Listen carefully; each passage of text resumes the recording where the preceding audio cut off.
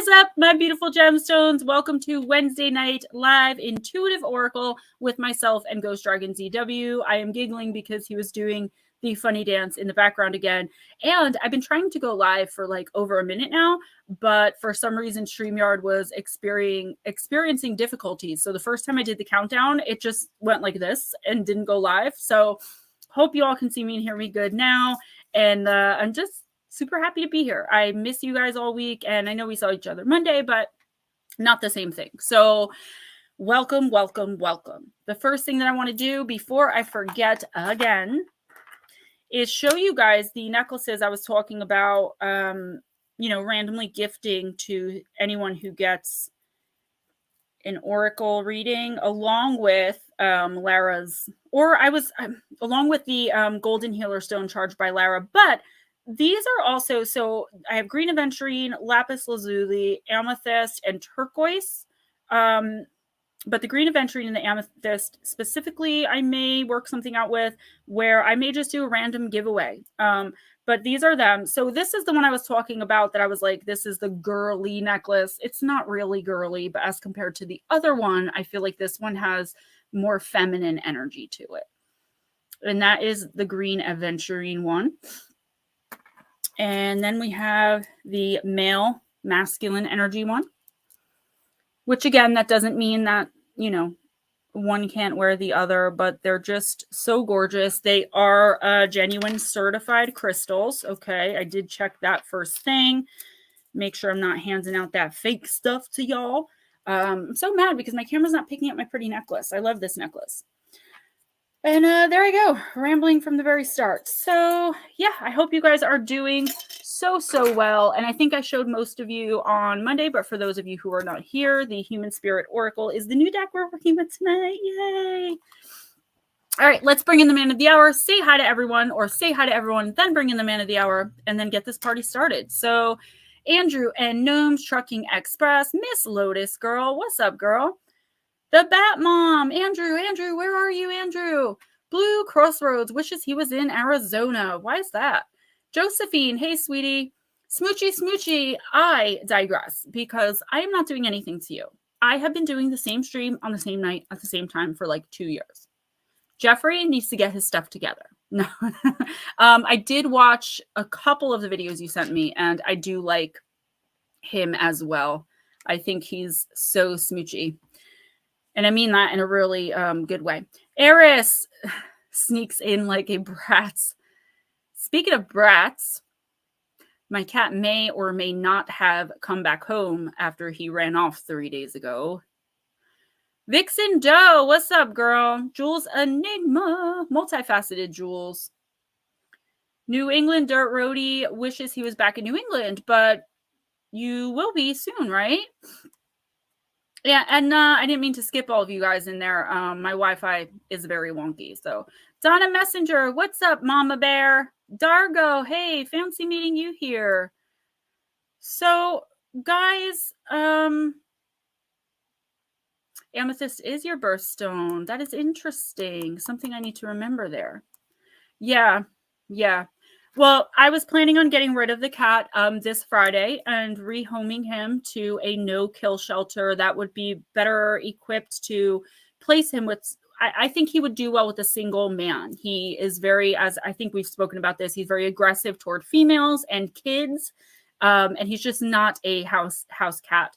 But he had this habit of running outside, but he would always come back. He has not come back. So we contacted the lady 2 houses up.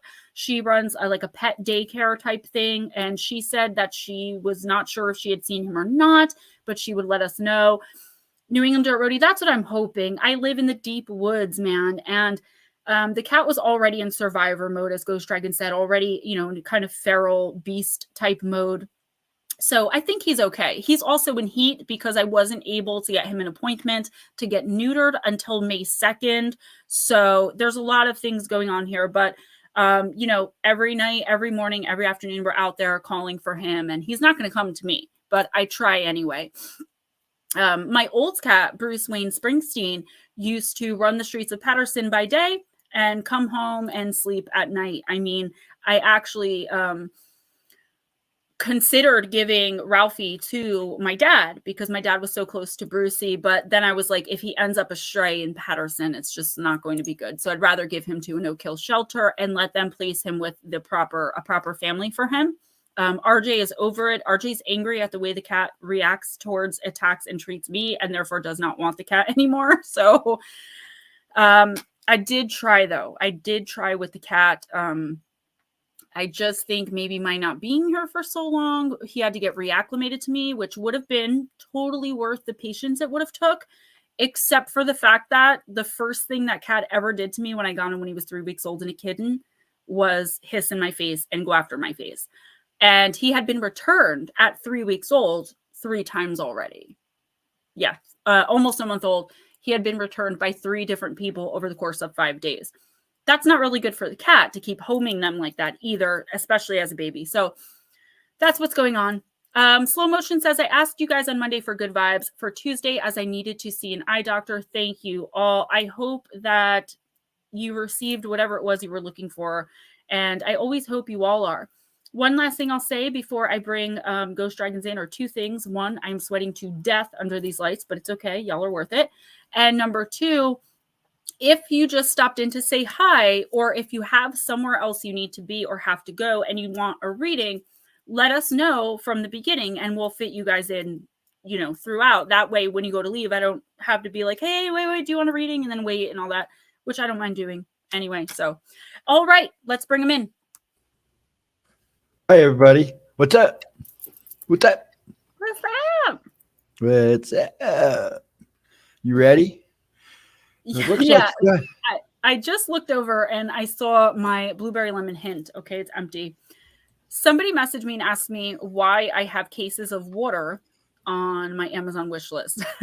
I'll tell you why. Because I like core flavored water, smart water flavored water, and hint flavored water. Those are the only 3 brands of flavored water that I can drink, because otherwise they have artificial sweetener, which I'm allergic to, or they're sparkling, they're carbonated, which I don't like the taste of. I was buying them when I was South Jersey with my mom and everything was fine. I cannot find any non-carbonated, 0 sugar flavored water anywhere near my house. So I'm ordering cases off Amazon. So I figured put them on the gift list.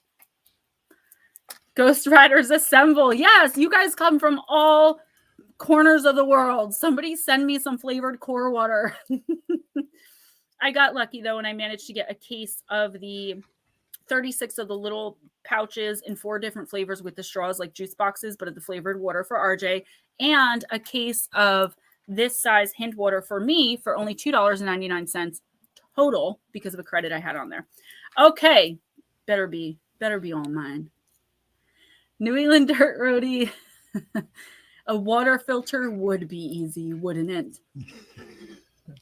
What do? You just hook that up to the little tap where the water comes out of, where the running water comes through the pipes and comes out of the little tap. Yes, and I did consider that. I like cucumber, I like mint, and I was considering that too, because I know my production of plastic is getting pretty bad. But RJ loves them too, so definitely something to think about. All right. Oh, mead. Yes, I went to the Renaissance Fair in like 2010. I used to go like every single year up until I became an addict at 30. And then I couldn't go anymore. But they have one by my house, by my old house in Patterson, in Totowa, where Annie's Road is. And I remember we had a meeting, which is where you put your hands behind your back and you drink the mead with just your mouth. It was pretty cool. Yeah, we have them here all the time too. In fact, I guess they're getting ready to start one here in about a week, and it lasts. Oh, I can't wait! They do them in September every year here. Well, all right, now who's first? Well, Andrew and Lotus, but I don't know if they're in yet because they were in here earlier. So, and Bat Mom, I didn't see her pop back in. So let's go. And Josephine, are you here? So there's 4 right off rip that came in, said hello, and haven't returned yet. We still seem to have 17 in there she is. Lotus, go ahead and do Lotus. All right, Miss Lotus. I was going to say I can also do timestamps. I don't mind doing that either. Andrew, Josephine, and Bat Mom. If you guys are in here, let us know. And you guys are going to be the next ones. Dargo, it's so nice to see you again. Okay, Josephine, you'll be after Okay, Lotus. Josephine. Suck it to me. Suck it to me, suck it to me. By the way, guys, I love this deck. The messages are very simple, easy to understand and relate to, even just going by the book. And it's not often I get a set of cards like that. The entire month of May, Blue Cross Roads, they do it in September here. I think it's like a 3-week event. I now have period garb, like that I could dress up and go to one if I wanted to, and like change my outfit several times while I'm there, or go several days in a row. I think you'd get off on this.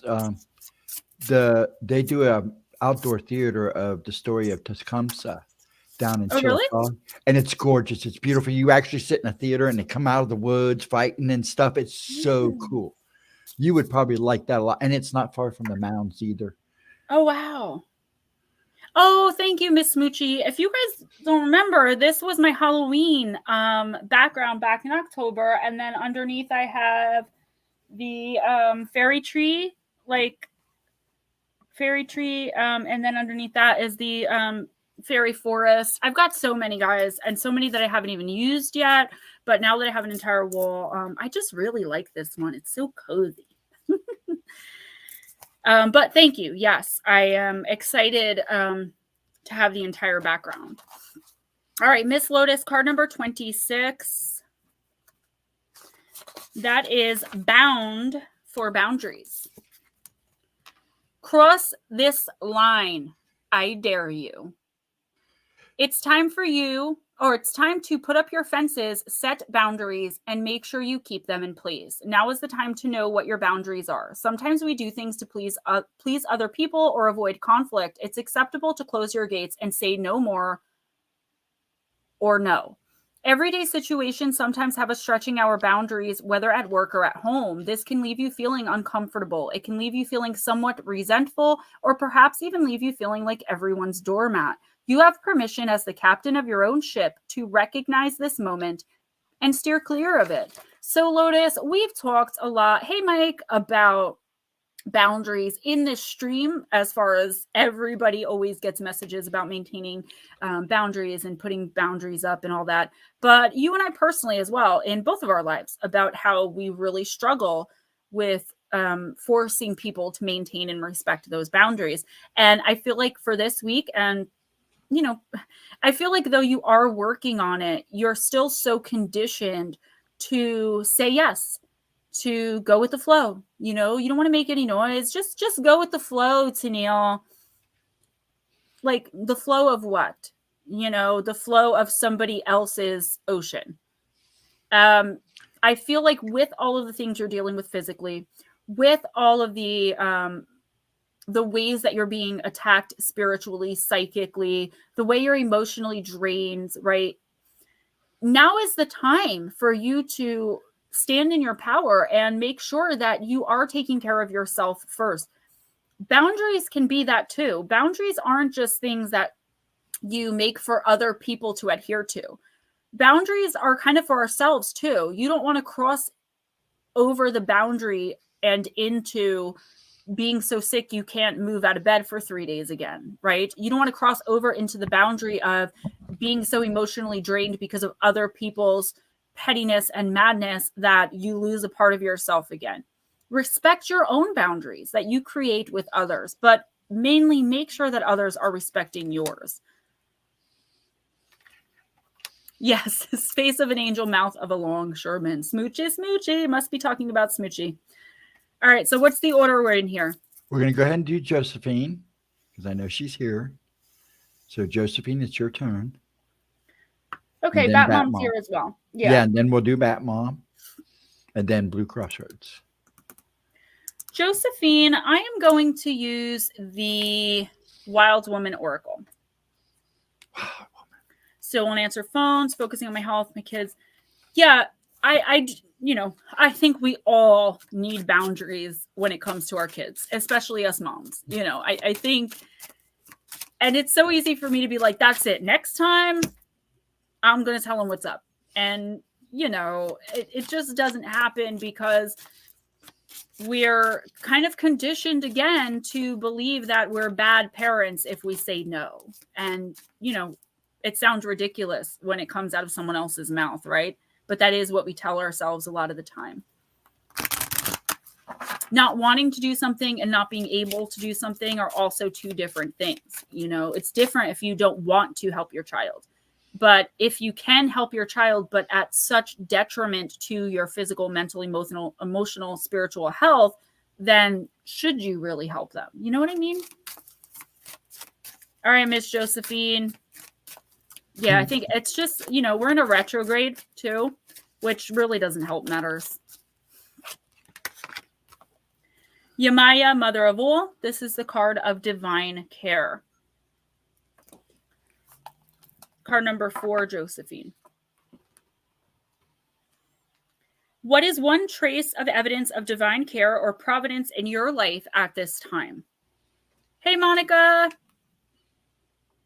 Yes, slow motion. You can go after, you know, whenever Stephen can fit you in right away so that you make sure to get your reading before you leave. Absolutely. $5. Ooh. Smoochie, I have a pair of, sorry, Josephine, give me one sec. They're pentagram earrings, you know, silver, and then they have black feathers hanging from them. If you'd be interested, I'd send them to you. Okay. In times of suffering, Josephine, it can be difficult to believe and feel that we are loved, protected, and supported by the divine, especially when there is little or no evidence of it manifested in our physical surroundings. Yemaya reminds you that you are her beloved child and you are always held in her sacred womb. Know that divine care and protection or providence is always available to you and you are never truly alone.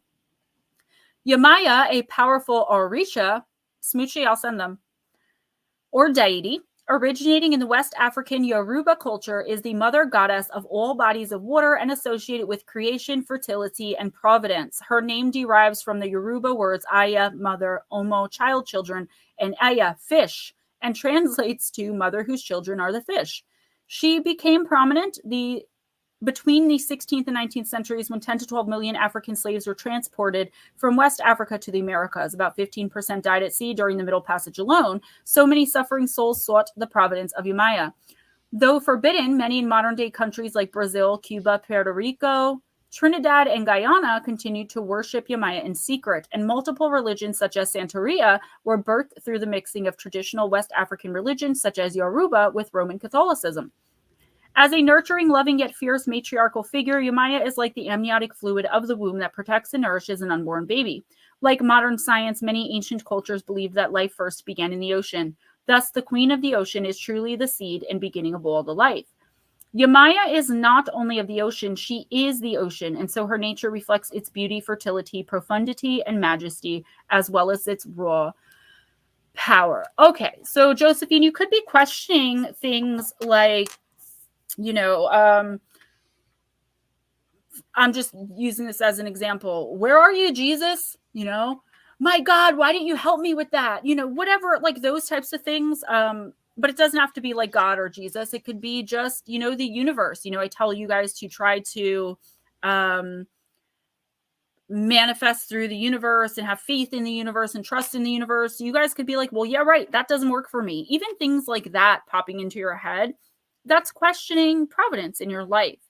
So what the universe is telling you is that you are strong, you are powerful, and even though you don't see the ways in which the universe or the deity or God and or God, goddess of your choice is helping you, you're strong enough to know and understand that you are being helped. And I feel like that's going to be really important for you in this coming, you know, the next coming week, the next 2 weeks, because I feel like you are struggling and you are suffering and you are struggling through some questions that you really want answered.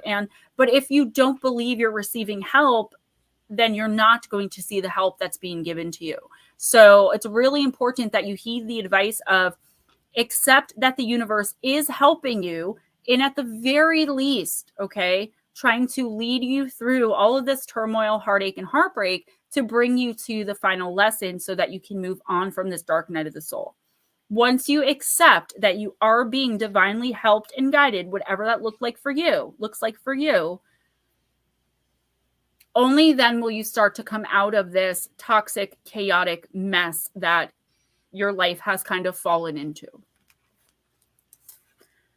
Hello, Odyssey. Are you new? If you're new, let me know and I'll get you in. Audacity. Audacity. I said it wrong. Somebody was saying something. I don't know. Hey, Miss Monica. All right, so slow motion needs to be read. I got it taken care of. But whenever...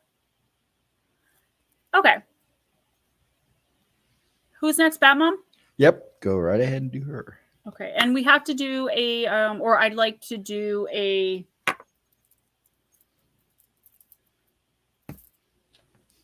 timestamp. Words aren't my thing. For Casey, yes. gotcha. Batmom, I'm going to use the Oracle of the Shapeshifter, and then slow motion, we'll do yours, so that you can, get on out of here whenever you feel the need to. And we need to help ourselves. And I feel like I was talking a lot about that last week, or at least a little bit, when I was like, listen, you can sit here all day and journal about how fantastic and amazing your soulmate is, and you can follow all of the steps that Gemma Jade says you should follow, or that whoever says you should follow. But if you're not actively doing anything, then it's not going to manifest. It's not like you write it.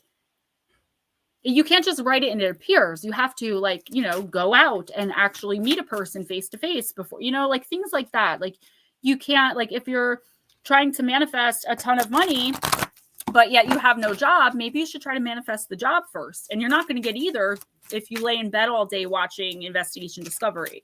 You have to put at least some action behind your manifesting power. All right, Batmom.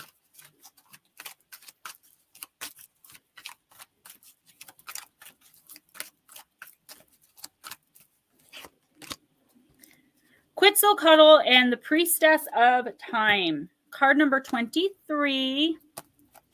The time has come. The time to act is now.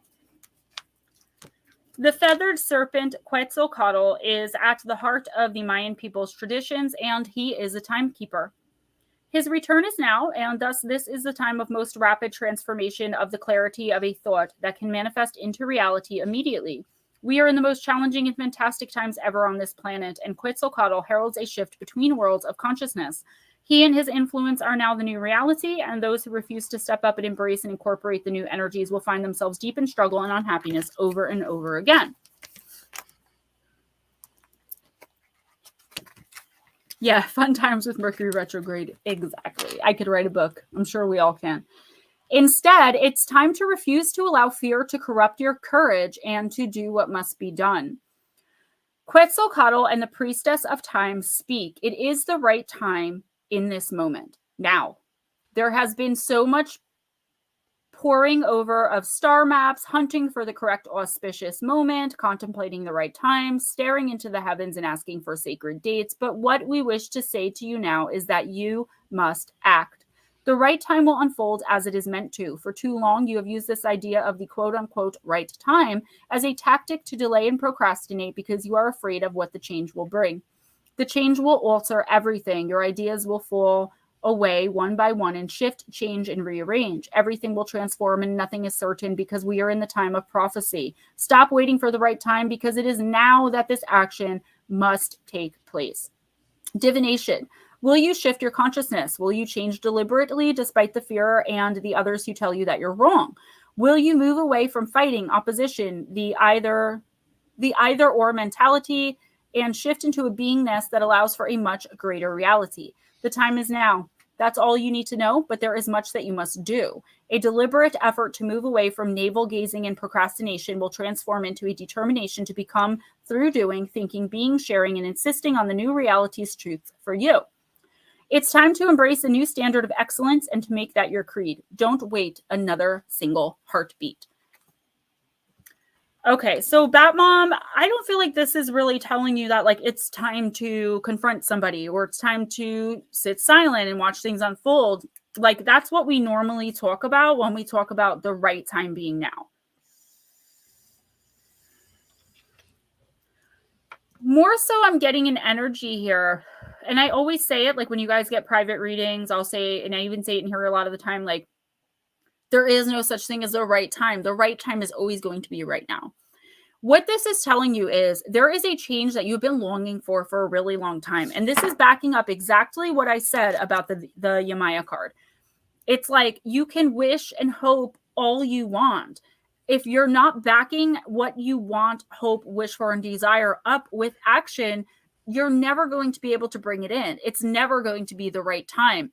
If you're waiting for, oh, I can't look for a job today because I have to take the bus and it's raining outside, like there's always going to be a what if. And I'm not saying this for everybody. I'm just using that as an example, right? Well, what about the next day when it rains again? And then the day after that when the buses aren't running? And then the day after that because they're running late? Like there's always a reason we can think of not to do things, not to move forward, and not to make especially, changes that are especially painful and involve things that we really have to work hard to come to terms with, maybe that we don't want to. So Batmom, while I don't specifically know what this is, I know that the time has come for you to step into your power and just do it. Like, just make the change. Just start writing that book. Just sit down and start writing.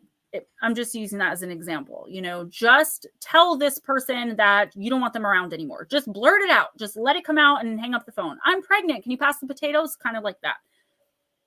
Get it done. Do it. And this is a gentle nudge from the universe telling you you've been given enough time, more than enough time, to start on whatever path and or journey this is. And the opportunity is going to be rescinded if you do not act within the next week or two to at least take the first step toward. And I believe it's a goal and dream. I don't think it's anything that really affects anyone else way too much or anything like that. I feel like excuses instead of progress. Yeah. Exactly. I feel like it's more of something that you've been wanting to do for you for a really long time. And it's like, I'm sorry, guys, something's on my screen. And you can just never, it's like there's never time because you're always helping someone else. You're always, you're always helping someone else. You're always worrying about someone else. You're always worried about what someone else is going to think, say, feel. F all that. It's time for Batmom to worry about what Batmom wants to do and be and think. Terry Brown, hi. Long time. Welcome. Long time no see, baby. Okay, my grandma used to say, don't let the door hit you where the good Lord split you. Only she had an Irish accent. I don't know why she sounded country just there. We're going to go ahead and do slow-mo, and then we're going to do Odyssey, or however you say the name. And then Audacity. Sorry, I'm just in one of those frames. And then blue.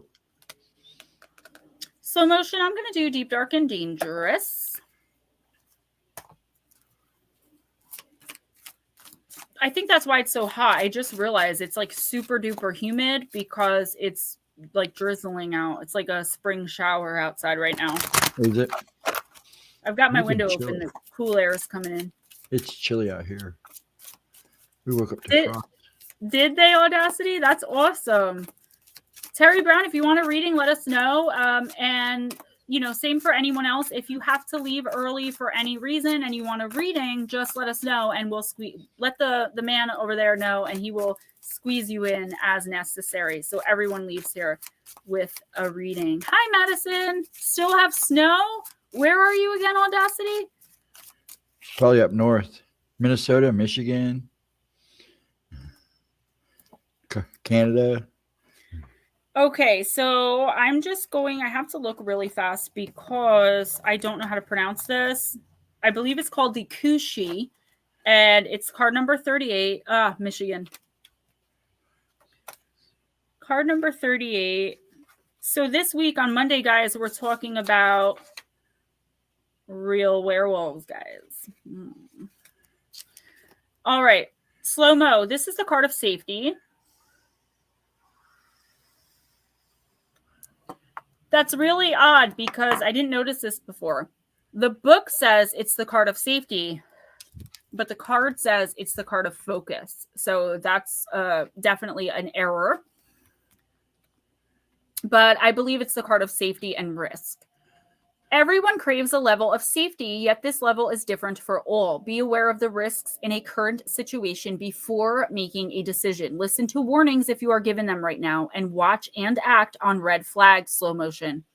If you were walking the wilds of the Scottish Highlands, you might recognize, depending on where you go, that it's risky. The weather could turn for the worse, for example, and you could be pelted with hail or sleet, or you could freeze. Perhaps you could hurt yourself climbing the cold stones, or a rock might fall on you from above. Maybe you could simply slip on the dew and slide into a bog hole. Further, there are other dangers that could befall you, like being killed by the Kushi. The Kushi, or green dog of the Highlands, was a strange and formidable creature that concerned many people of the area. It had a shaggy green coat and a plaited tail, and roamed the moors and sharp cliffs looking for victims. It was bigger than the largest living hound, in that it was the size of a cow or a bull, and in fact, from a distance may have been mistaken for cattle, but unfortunates who soon found out what the reality of the situation was. You would think that an animal like this would want to hunt quietly. After all, it could stand out, and sometimes it did. Yet the most famous part of the myth here is the sound of the Kushi. It would let out a piercing, blood-curdling sound halfway between a bark and a howl. If you heard this sound, it was said that you had only until it barked a third time to seek cover and safety. Otherwise, it was your end. You were literally too terrified to live, and your heart would burst from fear. The Kushi was considered to be a fairy dog, and as such, not something you would go out and hunt, lest revenge be taken on you. Batmom, it could be, honey. It's going to be different for everybody. If you guys see Shelly, let me know, because I sent her a surprise personal reading yesterday, and she didn't get back to me, which is abnormal for her not to at least message me back. So your plant companion, slow motion, is bog myrtle, and your crystal companion is green agate, which is actually a beautiful stone. I don't have it on me because I haven't moved everything back from my mom's, but I do have green agate, sometimes called green moss agate. Is actually one of my most favorite because of the green. So I do feel like, slow motion, you are in a situation somewhere in your life. You know, people always focus on interpersonal relationships when it comes to Oracle, but that doesn't have to be the case. This could be something strictly personally about and for you. Like, you're trying to weigh your options about something, and you keep hearing horror story after horror story, but it just sounds so good that you don't want to pass it up. So, you know, you're not listening to reason, maybe. I feel like your judgment or your vision could be clouded by maybe false hope or false possibility in your head. It's like you have this idea of how something is going to turn out, or how someone is going to behave toward you or be. And people are telling you, like, that's not going to happen. That's ridiculous. And you might be looking at them like they don't know what they're talking about. They're just jealous, or how would they know anyway? They have, in this case, I would say, if it looks like a duck, acts like a duck, and 47 of your closest friends and family say it's a duck, it's probably a duck. But I do feel like this is about making a decision, not so much about being in or out of a relationship. It's like you want to do something. You're considering doing something. I don't know if it's moving. I don't know if it's a surgery. I don't know. It's going to be personal to you.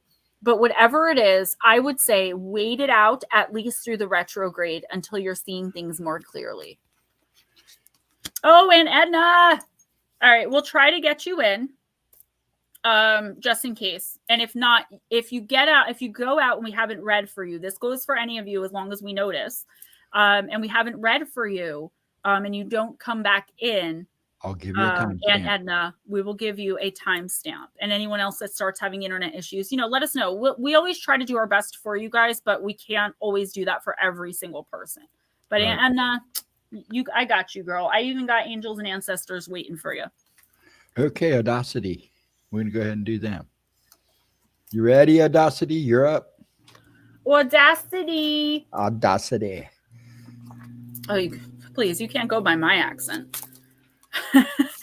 Just a kick over my accent.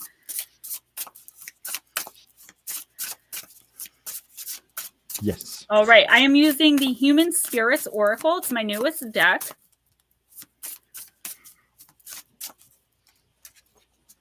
Guys, please don't forget, in the description box, you will find information on how to donate through PayPal and Cash App. When you donate through PayPal and Cash App, I get that money right away and YouTube doesn't touch it. If you donate through Super Chat, Super Stickers, I always appreciate it. I would never tell you like how you have to donate, obviously, but YouTube does take 49% of that at the end of the month. Donations are how I get paid. They're how I buy decks. They're how I buy the crystals. They're how I do a lot of things. So, hey, Miss Vera. Back home, huh?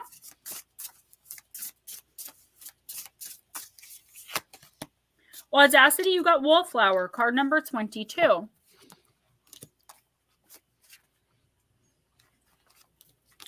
Oh, there you are. I almost didn't notice you blending in that well there, into that wall there.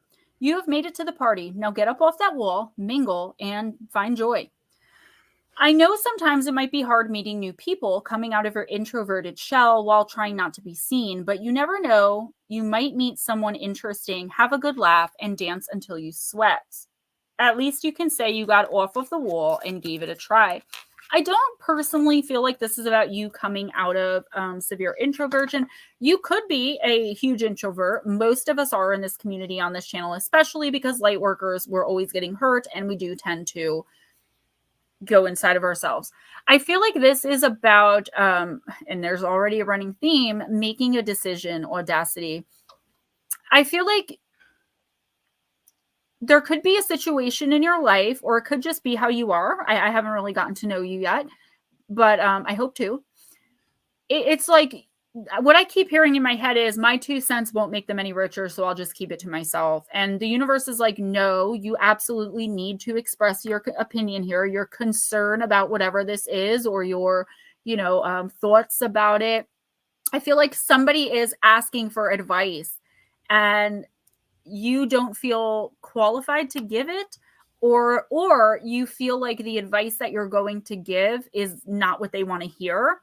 This card for you for this week, at least, is about saying what you mean and meaning what you say in any and all situations. Stop worrying so much about hurting other people's feelings or making other people angry, trying to avoid conflict and confrontation at all costs to the detriment of yourself. Like always or never being able to say what you truly feel and what you truly mean. And that is the first step into light work, is being comfortable enough in your own power, in your own ability to use your voice. The truth does hurt sometimes, but sometimes it's what people have to hear. So like I always say, even if you don't know what I'm talking about now, more than likely you will, but within the next week or two.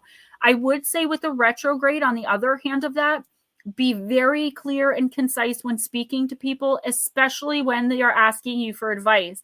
Because what I see happening here is you giving advice, the person goes and does something completely different, fails miserably, and then blames you. All right. First of all, that kind of toxic, chaotic person you don't need in your life. Don't be afraid to say what you mean. Don't be afraid to say what's on your mind. You should be able to trust the people that are around you, that you call your friends, your loved ones, your family, your partner, enough to be vulnerable and say what you feel, even when it's not the same thing that they feel or something they don't want to hear. Good kick to get going. Yes. Ready? Vera Ray says, y'all, I was so messed up in the country. I'm city all the way. I'm loving this tonight. Hi, Vixen Doe and everyone. Vera, it's so great to have you back. And I'm glad you enjoyed yourself, but it's funny because we were talking about camping the other day, and I was like, I want to go camping so bad. And then I was like, no, I definitely meant glamping. I don't. Glamming. Good night, slow motion. Have a good one. Okay, blue. Blue. Mr. Blue.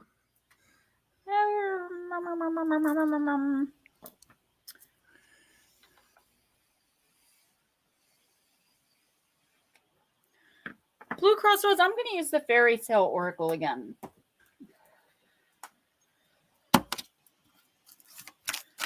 I don't see, Guys, I tell you all the time, and a lot of you know what I'm talking about when I say I have no earth in my chart. I think that's the issue with me with camping.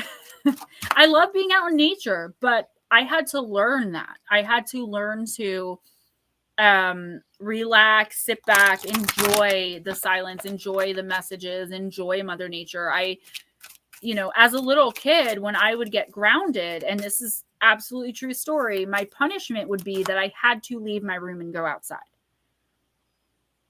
That's how bad I am with it. So I love the woods. yeah, and I know we definitely will, and I feel like when we go on that cryptid hunt and spirit call in fall of this year, we're gonna probably see a lot of things we don't expect. Go ahead, Stephen. I apologize. I was going to say I love camping, but the problem is I can't sleep on the ground anymore because I cause earthquakes with my rocking. So I have to have a camper now. Audacity, I would love a camper. Like, I would totally I want one. I've been looking at 2 of them right now that I'm really interested in buying. Audacity, it's funny because I'm from Paterson, New Jersey, which is super North Jersey, very close to New York City, very urbanized, very populated. But when my husband bought our house, it was just 40 minutes up the highway from Paterson. I am in the middle of the woods. Like, coyotes walk past my porch and look at me like, Dinner? got a problem? Bears swim in my son's pool and swing on his swings. Like, talk about feeling like I'm in another world. Where I'm from, you can walk across a busy street at 2:00 in the morning and buy one cigarette at the corner store. Not where I'm from now. There aren't even any sidewalks. There's no public transportation. Nope. Mike Roberts, exactly. I just bit my mouth. He said I've slept on the ground while not camping. So yeah, I've too. So oh, okay. Especially in Athens during the Halloween party, gutter sleeping. All right, fairy ointment, the card of the sight.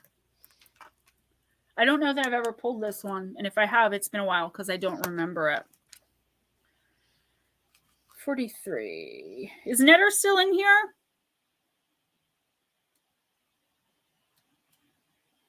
Just curious. Foxes. Do you know I don't have foxes by me? Like, I've seen them here and there, but I don't have squirrels either because the foxes tear the squirrels up and the bears eat the foxes. So by me, it's like only like the maximum predatory animals survive. That's why I'm so worried about my cat.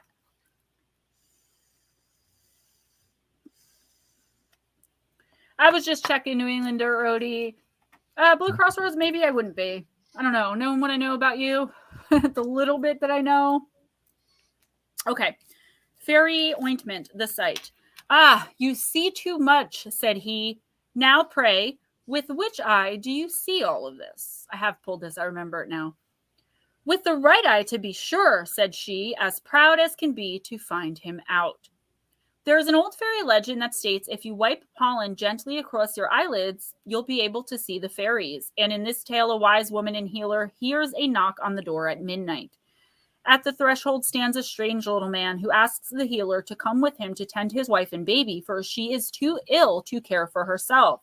It's not working. The cat hates me. He hates me. He hears my voice, hisses, attacks, and runs. Dame Goody did not like the look of the man, but when you heal, you go where you are called, and so he helps her onto the back of his steed, a wild, coal-black stallion with eyes of fire, and together they ride into the night. When they arrive at the little cottage, Dame Goody is called to the mother's side, and she hands a pot of ointment to the good woman and tells her to stroke the baby's eyelids with the ointment as soon as it is awakened. Dame Goody awaits the child's awakening, and as the babe opens its eyes, she strokes them gently with the ointment, smelling of pollen and sunshine and butterfly wings.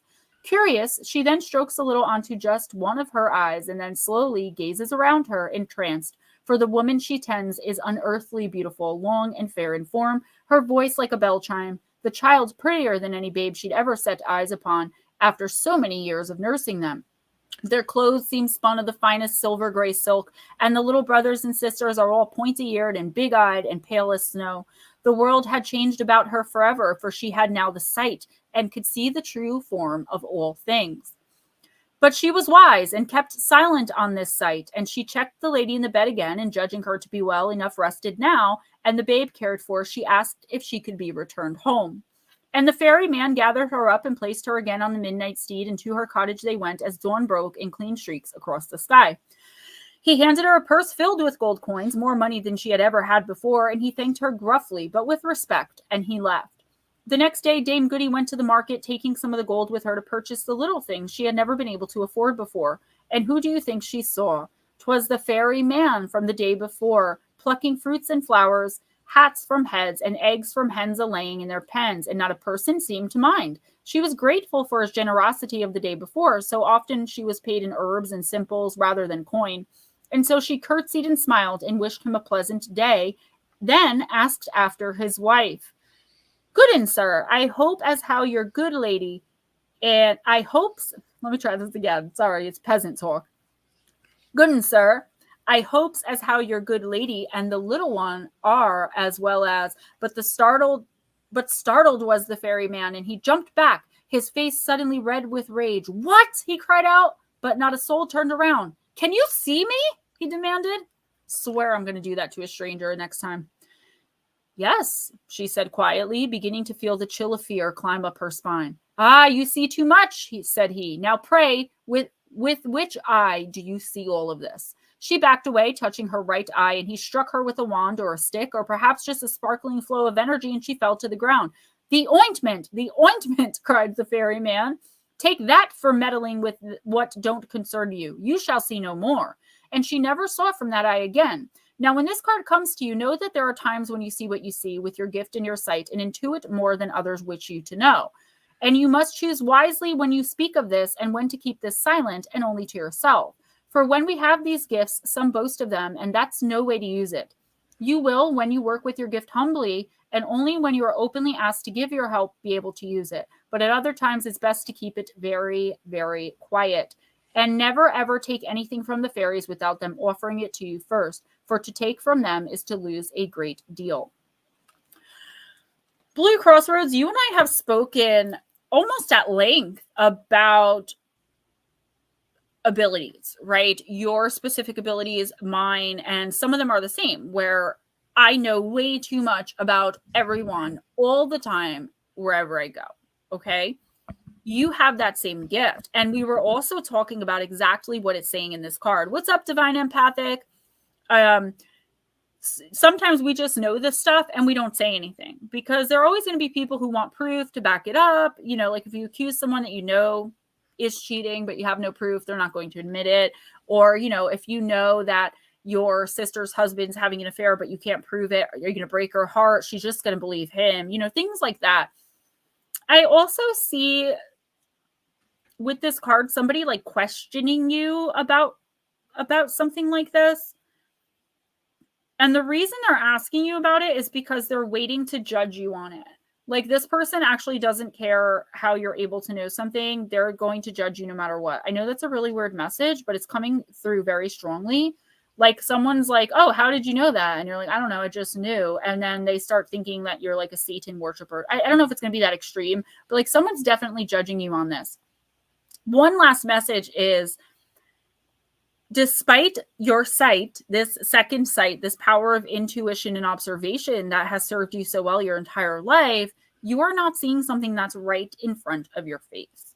And it could be someone, like we talked about your visits and how the pets seem to be recognizing them for what they are, but you aren't. And I feel like this is another one of those messages that says, hi, remember me? Like, I'm here for you. Please acknowledge me. I feel like if you notice the presence in your home, no matter who it is, it doesn't only have to be Shauna.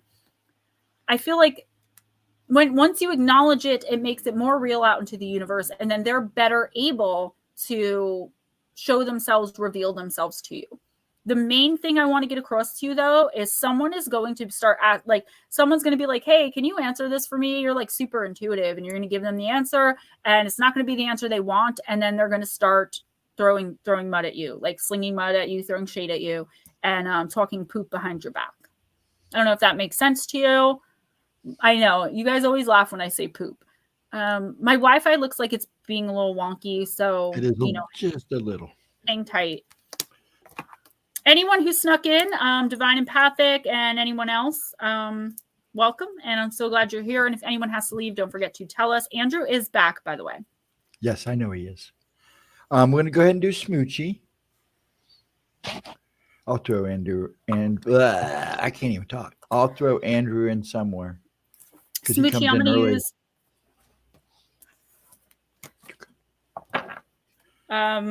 Gothic Oracle for my smoochie. So I was telling Ghost Dragons that I keep finding these little, you're welcome, sweetheart. I keep finding these little notes and they're like folded funny and they say love on them in my son's backpack. And I'm like, are you writing love notes? Because like he writes his E's backwards. So I know it's not him writing it. And they're in like these 4 different handwritings. And I'm like, where do these come from? He's like, I'm not writing them. I don't even know how to fold the paper. He's like, they're from these girls like Olivia. And I'm like, oh, really? Really? I'm going to have to start bringing him to school. Shelly, did you get my message yesterday? I did a surprise reading for you. I love blueberries and blueberry water. I love fresh berries, period. That's it. You're right on there. Stop picking up this book. It's an armrest. I'm using it for my elbow because I'm on a hard table, but I keep picking it up as like the book. Okay, Smoochie, you got the wish. Yeah, 4.5. Yeah, not even in kindergarten yet. I mean, he has a handsome blonde hair, blue-eyed devil. But he tells me, he's like, Mommy, you know, when I get old enough, you're going to have to divorce Daddy because you can't be married to both of us at the same time. And I just think that's so adorable because it's a typical little boy thinking that he's going to marry his mama. You know what I mean? But he's like talking to me about like how we've got to get rid of Ray. Like first, like Daddy can live next door and you guys can be friends, but you and I, we're getting married. What's up, Paranormal Pixie? All right. The wish. It's the card of desire. Oh, okay, Shelly. I didn't get a PayPal from you yet, but I haven't checked since I started, and I will definitely. I'm so sorry, Smoochie. Give me a second because this is important. So, Shelly, when I transferred numbers over from my iPhone to my Android, a lot of numbers, a lot of them, like over 200, I came to find out, did not transfer. The name of the person did, but the number didn't. So I don't have your number anymore. So I did ask Mike for it, and I programmed it into my phone, and I sent the reading. But I will resend it either on break here when I get up to go potty to make sure you got it, or I'll send it immediately after. All right, Smoochie. A youngster rests her forehead on a unicorn's snout. With her eyes closed, she makes a wish under the light of the moon. Is the animal a carrier of wishes, or have the two made a pact, sharing the same desire? Where is darling Deb? I was going to ask that. I hadn't seen her for a while. For some reason, wishes may seem fanciful, but the mere act of wishing can stimulate the imagination. When we think about something we would like to happen, we naturally begin to think about ways in which it might come true. This creates a realistic bridge between what we desire and ultimately receiving it. There's a difference between productive wishing and wishful thinking. If you've drawn this card, Smoochie, then your wish may soon be granted. However, it might not materialize unless your dream is coupled with action. You may desire a new living space or a better relationship or a dream job. This card could suggest that this is not as far away from reality as you think and encourages you to carve a path towards that goal. Of course, it's important to think about the nature of your desires. Some wishes will be more obtainable and others will have hidden costs attached to them. How would your life change for the better or worse if your dream actually did come true? So here's the thing, Smoochie. This is exactly what I was just saying a couple of cards ago. Like, you can wish in one hand and poop in the other and see which one fills up first if you're not actively pursuing the manifestation, the wish, the dream, the intention, etc. There is something that you've been wanting for a really long time, and I don't know what it is. It could be, some sort of reconciliation of a relationship, a friendship. It could be literally anything. It could be that you want several $1 million to appear in your bank account somehow. You could want a better job. You could want to start your own business or another business. Whatever it is, the universe is saying, don't give up on it because you're about to be offered it. As long as you don't give up, that's showing faith, strength, hope, and power to continuously pursue something that may to others seem impossible or ridiculous. It's your dream. It's your goal. And I tell clients and I tell you guys often that when you're having a really bad day or when you're dealing with a narcissistic or toxic personality and you start to feel bad about yourself, feel down about yourself, you can stop for just 30 seconds and think of the attainment of a dream, of a goal, right? I stop and think of my beach house and walking outside and breathing in the ocean air and then walking down the steps right onto the beach and throwing a ball with RJ. That's my dream, right? Above anything else, that's my dream. I have to figure out how to get there. I have to earn enough money to save up. I have to fix my credit. I have to, blah, blah, blah, blah, blah. But I have all those goals set. But when I stop and imagine it and feel what that's going to feel like the day that I'm finally able to do that, it brings me to a place of peace, to a place of happiness, and to a place of hope. And it reminds me that it's my wish. It's close to my heart. And if I work hard enough and truly believe in it, it will happen. And that sounds to some like magical thinking, wishful thinking, but it's not. Whatever this is going to be offered to you very, very soon. If it's not offered to you outright, the universe is going to make it attainable. But if you give up or doubt even for a moment, it's not guaranteed. You may have to put in a lot more effort and work. I had one person that made me feel so terrible about my abilities that, okay, awesome, that I actually, when I would explain what I do for a living in front of people, when this person was next to me, I would be like, oh, you know how that is. Like kind of making it like I wasn't actually channeling, like that I was just reading from the book. Like that's all I was doing. I was totally downplaying what I do for a living and who I am as a human being because I knew that this person was going to judge me on it. And I think about that time in my life now, and I'm like, I'll never again do that. I will never again pretend to not be who I am and what I am, or pretend to not be doing what I'm doing because I'm damn proud of myself. I feel like it's something like that. Don't dumb your dream down because you're afraid of what someone else is going to think of it. Because at the end of the day, what do they matter?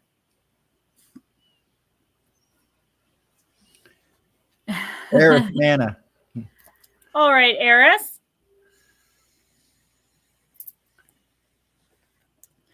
Let's use Alice, the Wonderland Oracle.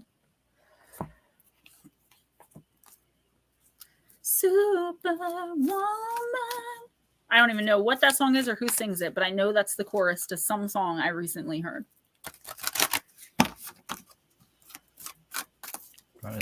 Just a sweet tease, divine gets me in trouble. I thought that was Lotus Girl saying that, but Andrew saying it is so much more funny. More funnier.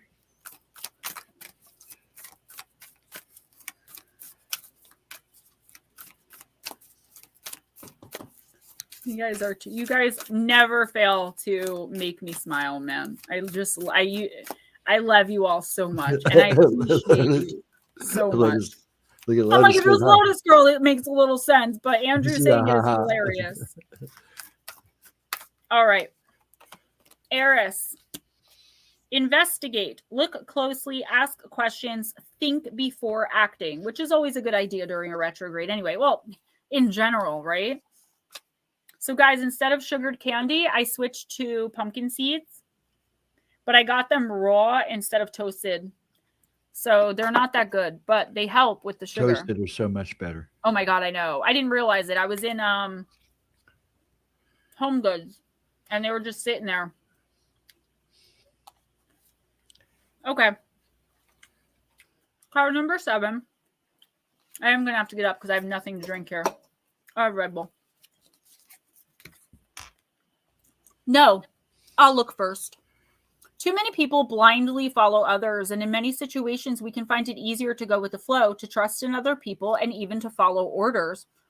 But Alice doesn't do that, not until she's thought it through for herself first. She may be impetuous, adventurous, and curious, but she's also sensible, cautious, and inquiring. Alice remembers the good, common sense advice she has learned through hearing stories of others' mishaps. And right now, you have to be like Alice. Sorry, I don't know why I did that. I need a drink now.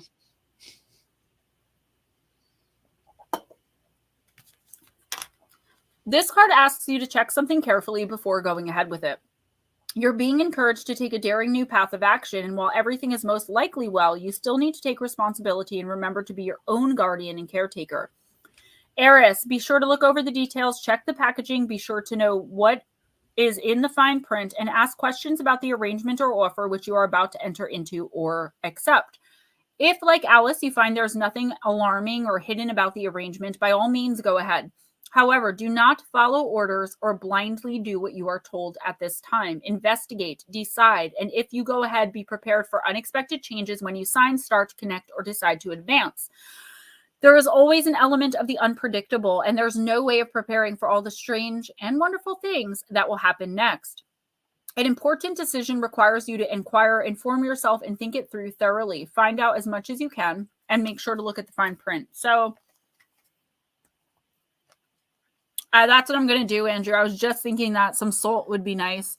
So, Eris, I don't know what this is, and I don't even know if you know. Like, there's an offer coming into you of somebody trying to get you to, like, go along with something. Okay, so to invest in their business, to go on vacation to the Swiss Alps with them. Like, I don't know. It's something that I'm getting the feeling that you really don't have an interest in doing this. It could be something as simple as going on a double date with somebody, a blind date, right? Whatever it is, though, I feel like there is something being hidden from you, and it's being hidden purposely. For example, somebody offers you a job. You have to sign a contract with them, but they don't tell you that at the start of your job, you're going to have to move to Mississippi and live in the swamp. It's in the fine print at the very last words on a 1,000-page contract. You're not going to read that. Like, maybe you will, but most people are not going to read that. And because this is someone you trust that's offering you this, you're not going to want to think twice about it. And you're probably not going to. Take the advice of this card. Okay, Lara, hold that thought, baby. Take the advice of this card right now. It's not really that you can't trust anyone. I would just say that there is somebody that you trust that's inadvertently misleading you. They know that they're misleading you, but they figure it's all going to work out in the end anyway. So you'll forgive them when you eventually find out the poop storm they've caused in your life. Just, cut it off at the head. Like, don't let it get started to begin with. Make sure you ask tons of questions. It's kind of like when somebody pays you back, right? Cash. So you lend someone $1,000 and they're like, oh, I have to pay you back in all fives and singles. And you're like, whatever. They hand it to you. Are you really going to sit there if you trust them? If it's like your sister or your best friend, are you really going to sit there and count it and make sure there's $1,000 there? Probably not. But when you get home, you're going to realize there's only $827. And then they're going to be like, no, there was $1,000 there. You should have counted it in front of me. But to count it in front of them would be rude, right? That's the best example I can give you of what I'm talking about here. It's like something like that, something shady. Lara said, Gemma, if Ghost Dragons can help me tomorrow night, then I can do it. I've been playing catch up with class and honestly haven't had a chance to get something worked out aside from using my phone. Okay, so why don't he and I discuss that after stream? And I promise you, he's going to make a note of it right now. One of us will text you within a few minutes of the stream ending and let you know. And then if you guys decide to go ahead, if he's available, I'll set up the stream. I probably won't be there, but guys, I wanted Lara to do her own hour at least twice a week, but I totally forgot. First of all, she's super busy with classes. And secondly, she can't read the chat because she's using her phone. So she wouldn't logistically be able to run a stream by herself. Hopefully, Lara, we can get you to the point where you can, because I really think you'd be amazing. I know you'd bring in views, and people have really been asking. As for me, 8 o'clock on Thursday is really hard because I'm doing 7 o'clock on Wednesday, and I am back home, and I am full-time mom again. So it's just not going to work for me right now. Ghost Dragon is going to do a midnight stream, I believe, on Friday. And Lara, he and I will discuss that right when the stream ends, because I also have to know, because I have to set up the stream and make the thumbnail. So we'll get right back to you. Steven, do you think that's something that you'd be able to do? I can't hear you.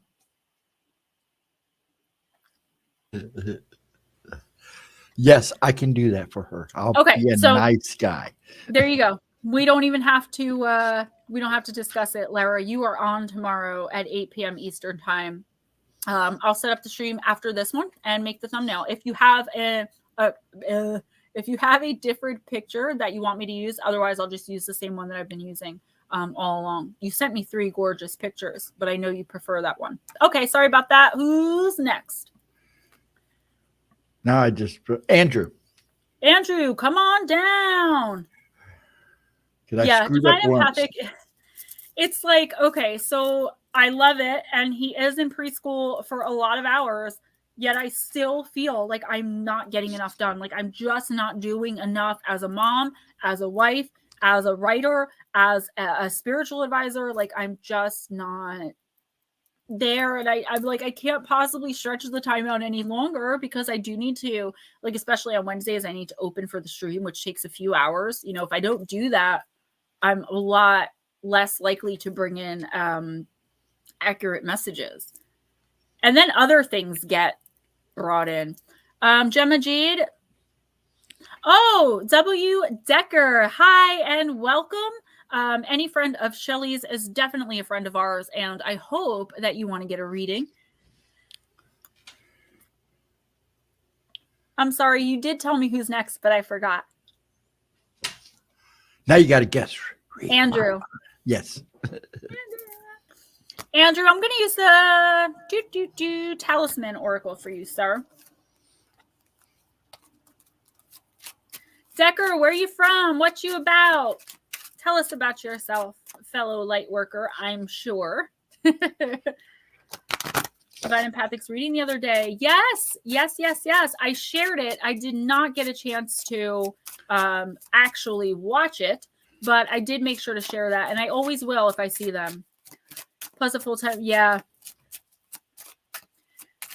I'm glad someone does, and I know a lot of you guys do. Give yourself a break. Do the best you can. Women are always, yeah. You know, and I agree, and that's something that I've really, like a conclusion I've really drawn in the past couple of days. Like, I'm doing the very, very best I can to be everything to everyone with my young son coming first. And I'm happy in my life right now. I couldn't be happier. I couldn't be more positive about my goals. And I'm in a really good place despite everything not being perfect. Because what's perfection? Retired, recently moved to help take care of my parents. Cool. Where are you from? Texas. Just so you know, when I read, I'm also channeling. So a lot of the times I do not see the chat. Okay, here we go. Andrew, wisdom. It's a gorgeous card, actually. All these cards, I love the just the way they're drawn. You guys will see what I mean. So I want to tell you guys something before I read for Andrew, and I know I'm yapping away, but you guys are probably used to that by now. So tell me if you think that this is some sort of joke or if it's actually a fact, because I was very confused by it. Ray said it's got to be some sort of joke, but I think it might actually be true. Every letter of the alphabet begins with that letter. A, B, C, D, E, except W. W begins with a D. I don't know. Think that through for a little bit and let me know. On Disclosure tonight with Thomas Fessler. Cool. If someone wants to share that link, I don't know if W. Decker is going to be able to because he's not a mod. I would definitely love to share that. Okay, Andrew, finally, sorry about that. Wisdom, not willpower. Come on, Gemma. The power of the mind has no limits. Wisdom is not only about having all of the information and knowledge, but about applying what we know to our situation so that it adds meaning and promotes the common good. This card reminds you that it's time to live life in such a way that builds the spirit. The octopus on this card is upside down, and it invites you to look for alternate perspectives to broaden your vision. Sometimes all it takes is to distance ourselves from the situation to see more clearly what's best for us and everyone involved. Your third eye is awakened and focused on the scene, so don't be afraid to look for a new viewpoint. Use this card when looking for a new perspective or solution, or when it's hard to come to terms with the outcome of a situation. Focus on the card and try to see your challenge as a witness or audience in a theater. How do you feel about what's at hand? Sometimes literally hanging upside down can help bring a new train of thought. Try it. Affirmation. I use the wisdom within. So,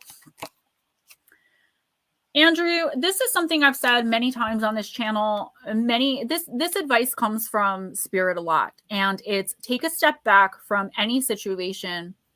And the way you can make a decision is by thinking about it in terms of the third person. So imagine that someone you're very close to and love greatly was going through the same thing. What advice would you give them? Then ask yourself why you're not taking that advice yourself. It's very easy on the outside looking in to see a very clear and reasonable solution to things. But when you're in it, your energy is mixed in with it and things get kind of wonky. And that's what's happening here with something in your life. In the next week or two, the universe is really urging you to take that step back and literally, like I just said, think about it in terms of if you were giving advice to your most beloved, the most beloved person in your life, the person you care most about, and then take that advice, okay? I feel like the advice is going to be channeled through you, okay? The answer is going to come to you randomly. You're going to be like, whoa, that makes so much sense. Where did that come from? And that's because you need to see this from a different perspective. This is actually some sort of blessing in disguise. It's going to seem that whatever it is really poopy and crappy. And, you know, it could set you back a little bit mentally, like, whoa, I didn't see that coming. How did that happen? This is all the energy I'm getting from this situation. The universe is saying, just wait it out, wait a little bit, be patient, be kind. Continue to hope, and you're going to see that what came out of this, or what comes out of this at the end of the day, is way better than how it originally was. Baby UFO, hi, Sprinkles. It's an 8-armed hanged man. Dargo, it's so crazy you said that, because the first thing I thought of was the hanged man from the tarot. Everyone says, oh, like he's depressed, he's introverted. I don't think that. That card to me is getting a different perspective, looking at things from a different angle. 1 second, please. I'll be right with you. Vixen Doe, then Jules. Okay, and then Decker. Yes, then we'll. I'm asking, not telling. No, you're right. He's new, so we'll get him in. I just already called them, so I want to get them. Perfectly fine. Vixen Doe, I'm using the lantern. Whoa, Oracle. And a card just went flying. Hold on, guys. Oh, there we go. All right. Did I drop another one? Because this is not the card I remember. No, I guess not. Okay. I'm always shuffling cards. So, like, even before I put them away, even if I didn't use them, I'm always shuffling them and putting, excess energy into them for the next week. Thank you so much, Ghostdragonzw, for that amazing donation.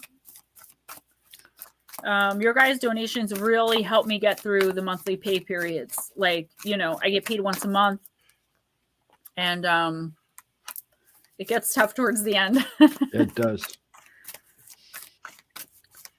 So, Vixen, Miss Bacon. I can't wait. I'm going to do my very best to pop in. Even if you don't see me in there, I will be there listening, and I will leave a comment.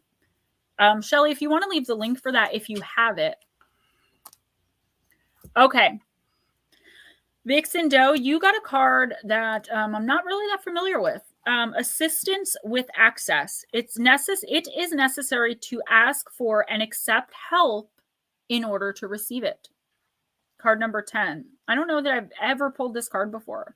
Oh, Decker, thank you so much. I really do appreciate that. Definitely appreciate that. It really does help. That's how I pay for decks and backgrounds and all that kind of stuff. My crystals and things like that. Roger Blair, hi. And I'm very rambly. I do apologize. I'm from northern New Jersey. It's just kind of how we are. All right. Vixen, maidenhood is a time of limited autonomy. It is the budding stage of underdeveloped mental, physical, and emotional capacities. It is also a period in which there is the least distortion clouding our connection to spirit self.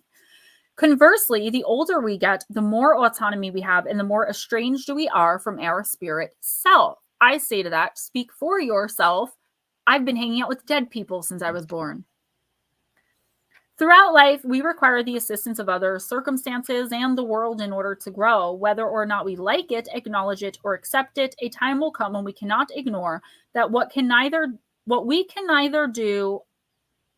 Let me try that again. I'm sorry. Whether or not we like it, acknowledge it, or accept it, a time will come when we cannot ignore that we can neither do everything alone nor have everything done for us. We must learn the middle way of active and receptive living with and amongst others in the world.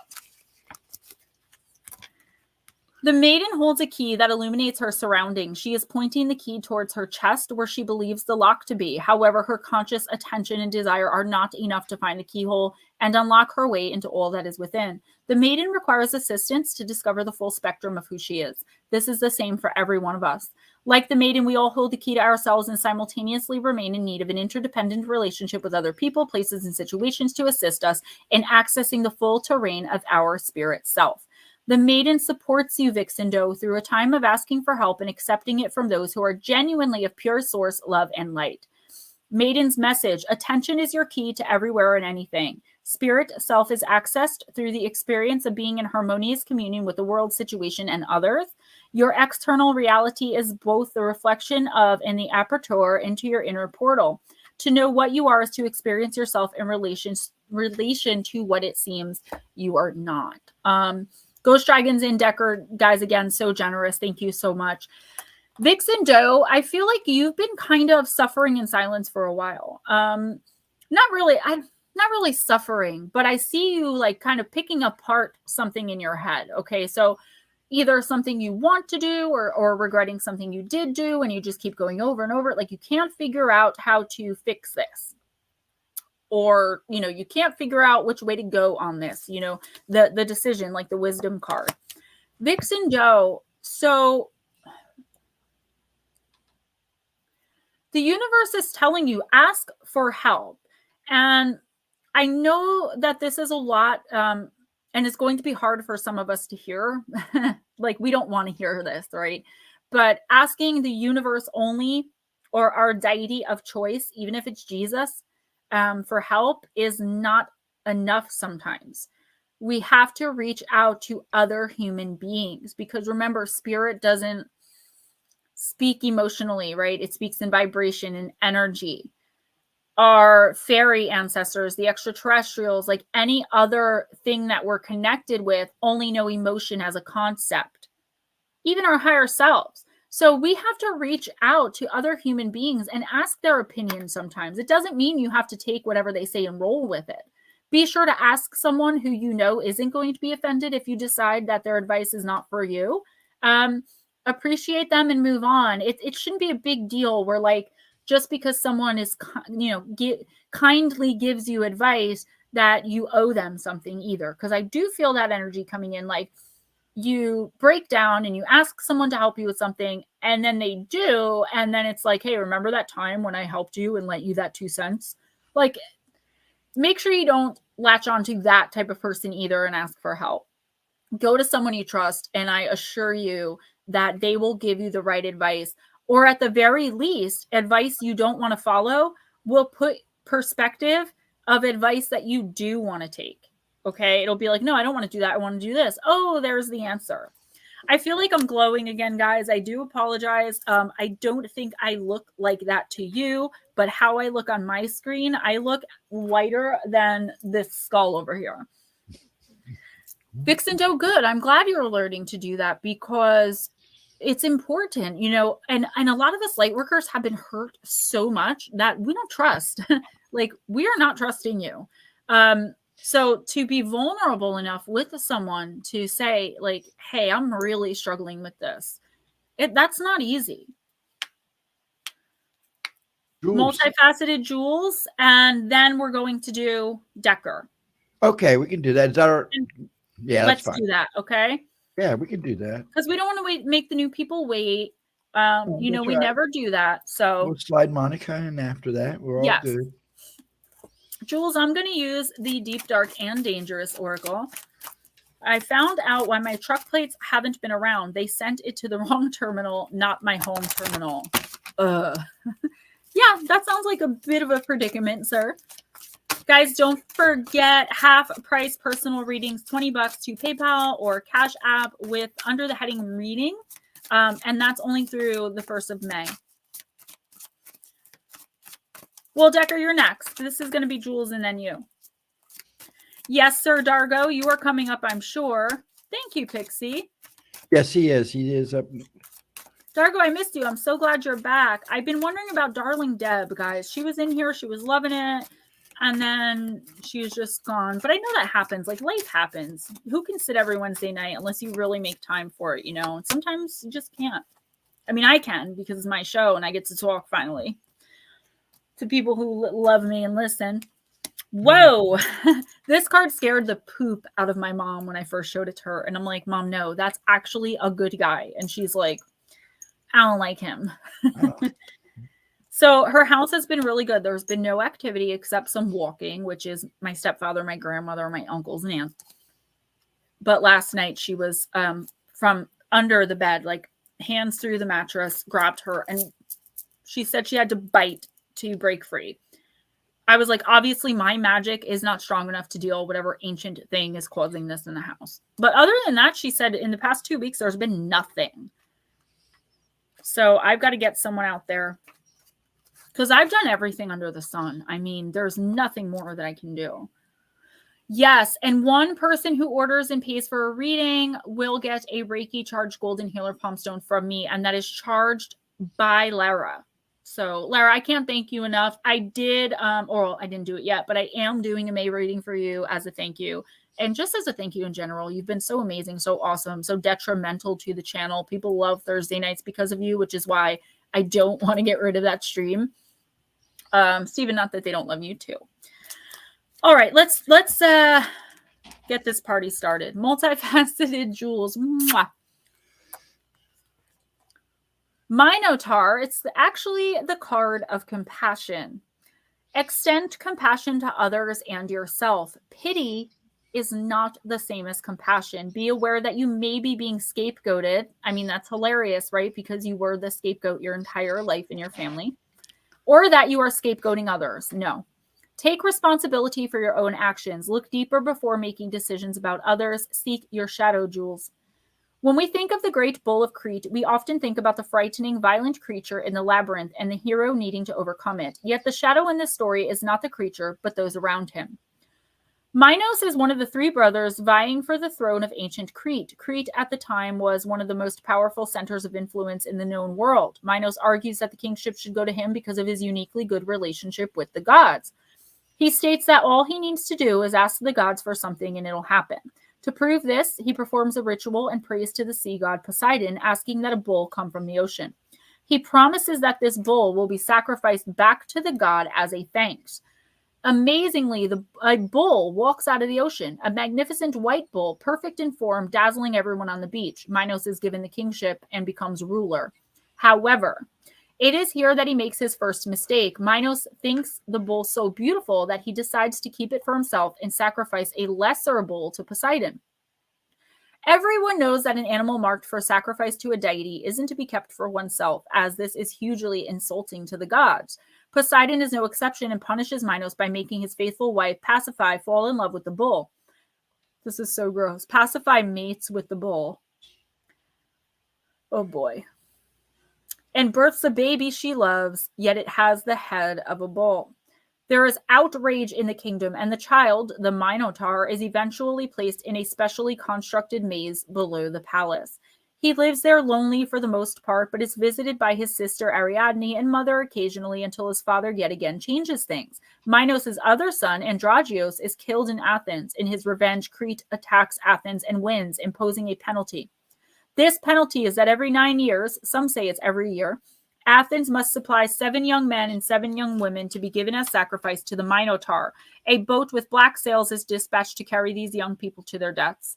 This goes on for 3 sacrifice cycles until the Athenian hero and son of Aegis, the king Theseus, decides to kill the Minotaur and stop the sacrifices. Sorry, guys, this is like a history lesson. Theseus tells his father that if he is successful, he will fly a sail of white instead of black. It's almost over. Theseus meets Ariadne and they fall in love. She agrees to help him make his way in and out of the complex labyrinth to kill the Minotaur. She shows him how to leave a trail by unraveling a ball of wool behind him as he goes. Theseus meets the Minotaur and kills him and frees the other prisoners. He sails back to Athens in triumph with Ariadne and her sister, but forgets to raise the white sail. King Aegeus, on the lookout for his son's ship, you guys are so awesome, returning, sees the all-black sails and presumes his son is now dead. He commits taking his own life by throwing himself off the cliff into the ocean, another death added to this sorry tale. It is worth remembering the Minotaur did nothing wrong and was not inherently evil, but was merely born. He was the product of a family trauma and the scapegoat of the bad behavior of others. What if he had not been disowned and shunned? What if his uniqueness was an asset and not used as something monstrous? What if he had been shown compassion instead of disdain? Literally, the Minotaur was the embodiment of the dark part of the family or a person's own consciousness that lives hidden and that no one really wants to see. Your plant companion is the Crocosemia, which it means Minotaur, and your crystal companion is Carnelian, which normally I would have on hand, but today I do not. First of all, Andrew and Gnomes, thank you, thank you, thank you. Guys, I'm sorry that went so long, but it is what it is. Jules, you know all about being scapegoated. I feel like you are on the verge of accidentally scapegoating someone else. I think you can catch yourself before it happens, though. That's why the universe is telling you, like, hey, remember how you felt. I think this message is more of like, not that you shouldn't say what you want to say to whoever this person is, and not that you shouldn't place blame where it belongs. I feel like it's about how, oh my God, guys, thank you. Thank you so much. I feel like it's about how you go about doing it. So you can certainly say that was so-and-so's fault. They did A, B, and C. Whether they're going to be mad or not, it doesn't matter because everyone needs to be responsible and accepting of their own behavior. Andrew, you're amazing. Thank you so much. All of you guys that donated, thank you, thank you, thank you. So Jules, the thing is about how you do it. Like, try not to derive pleasure in placing that blame. And for someone who's been a scapegoat their whole life, no one would blame you for finally being able to say, that wasn't my fault.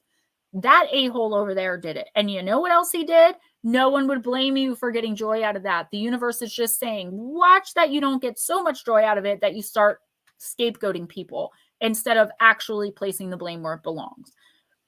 There's something here that needs to be revealed, and you need to be the one to reveal it. Something is coming back on you that someone else did. Stand up for yourself, but do it with kindness, love, and patiently, proudly in your power, knowing that you are in the right, you are supported by the universe.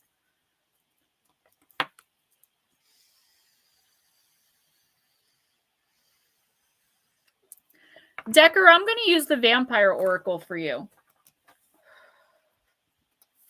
Break out the Vampire Oracle for the newbie.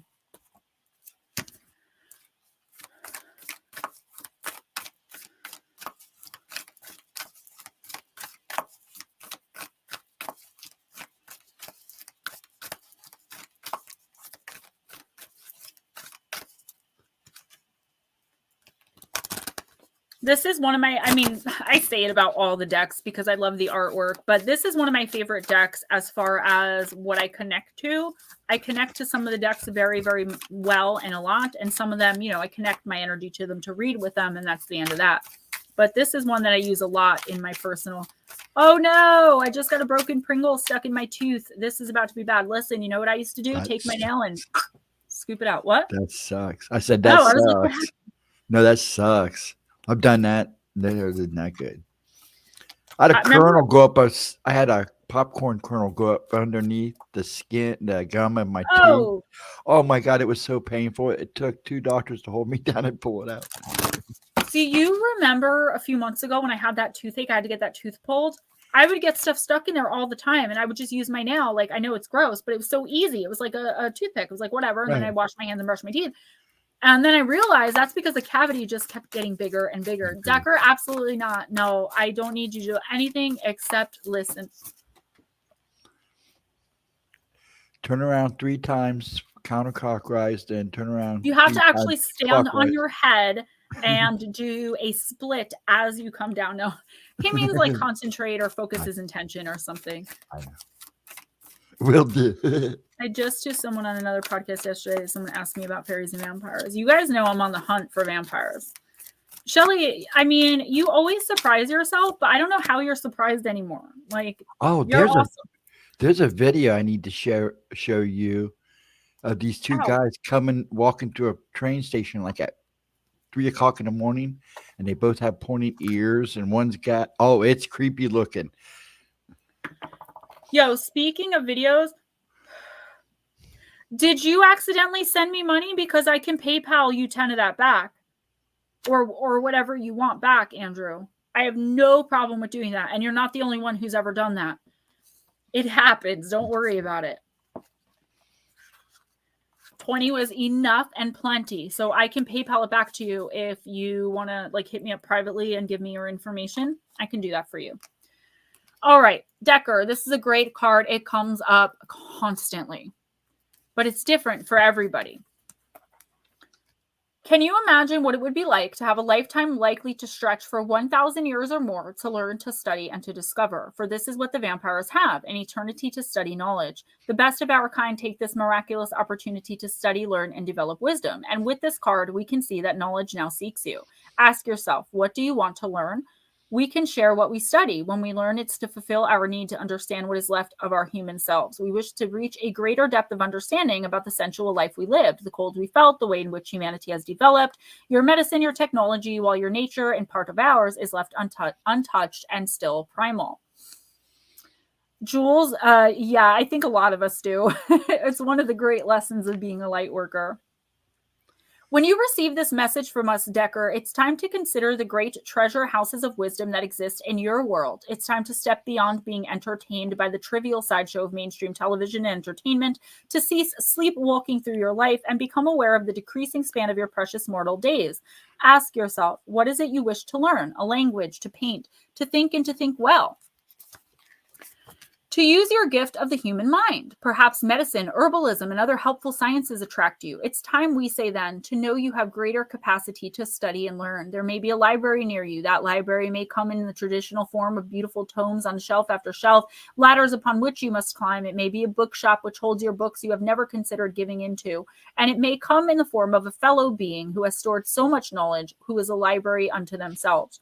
It is time to read, explore, and learn more. You have many more spans of time ahead of you, and there is knowledge waiting for you. You simply need to go to the library and treat it as the magical treasure trove of information that it is. The blessing of this card, know you're being called to become a student again, a true student, and follow in the long line of brilliant ones who learn so much and then pass the knowledge on again. Books will figure greatly, as will reading, researching, and note-taking. There may even be lectures at which you could spy one of your undead friends radiating happiness that you are finally stepping into the full brilliance of your own beautiful intelligence. You may feel, don't tell me yet because I didn't give you the message. You may feel that you are tired of study, or that you're too something, too old, too busy, too short of money to open the books of knowledge and learn. But the library of the world's wisdom is now being opened to you, and you would do well to have a disciplined approach. You will be divinely guided to find the right course to study and the best books for you to read at this time. You're always learning, and this is what makes you wise. So the first thing I got off this card, the second I touched it, was you understanding that you have information that others need to hear. Okay, there's something, I mean, I'm sure there's a lot of things, like you can give great advice and you're knowledgeable about a few things, but there's one area specifically that you're being called to like step up and lead in this area in particular. The universe is saying now is the time. Like, stop procrastinating, stop putting it off. You are, you're being called to this. So the example I'm getting is like doing a podcast about cryptids, right? Like, so many people do them, but you may have, you know, like I'm a physical medium. So I have a lot more information about spirits and ghosts than most people do because I've been communicating with them for my entire life. So that's why a lot of people will come to me. It's something like that you have within you. And it may be something that you were made to feel bad about in the past. Like my Irish Catholic father still crosses himself whenever I talk about a spirit. I'm 40 years old, right? It's something that you were made to feel was wrong or shameful or bad about. There's some reason here that you're like reluctant to open up about this. And the universe is saying, whether you ever get to see it or not, you releasing this information is going to start a butterfly ripple effect out into the people who listen to you and further out into the world. You need to get on this. Oh, I know. Andrew, I'm not keeping score. And I do really appreciate it. Cross and spit. He doesn't spit, but probably just because I'm his daughter. I did tell him the addiction demons were around him. And then my uncle, recently passed of that. So, I don't brag, but I do humbly brag because I know what I'm talking about. And I can finally say that with confidence. Like, if you don't know what this reading is about, you will, because I'm not wrong, because it's not me. Do you know what I mean? It's not me. You're so welcome. So now, if you know, and if you want to share, you definitely don't have to tell us what it's about. Who's next? Monica, let's use the Divine Circus. Another one where the art is just incredible. I can barely draw a stick figure. So for me, when I see all of these, like, I draw stick figures wrong. I'm a writer, I'm an author. But when I see art like this, I'm just in awe because I would never be able to.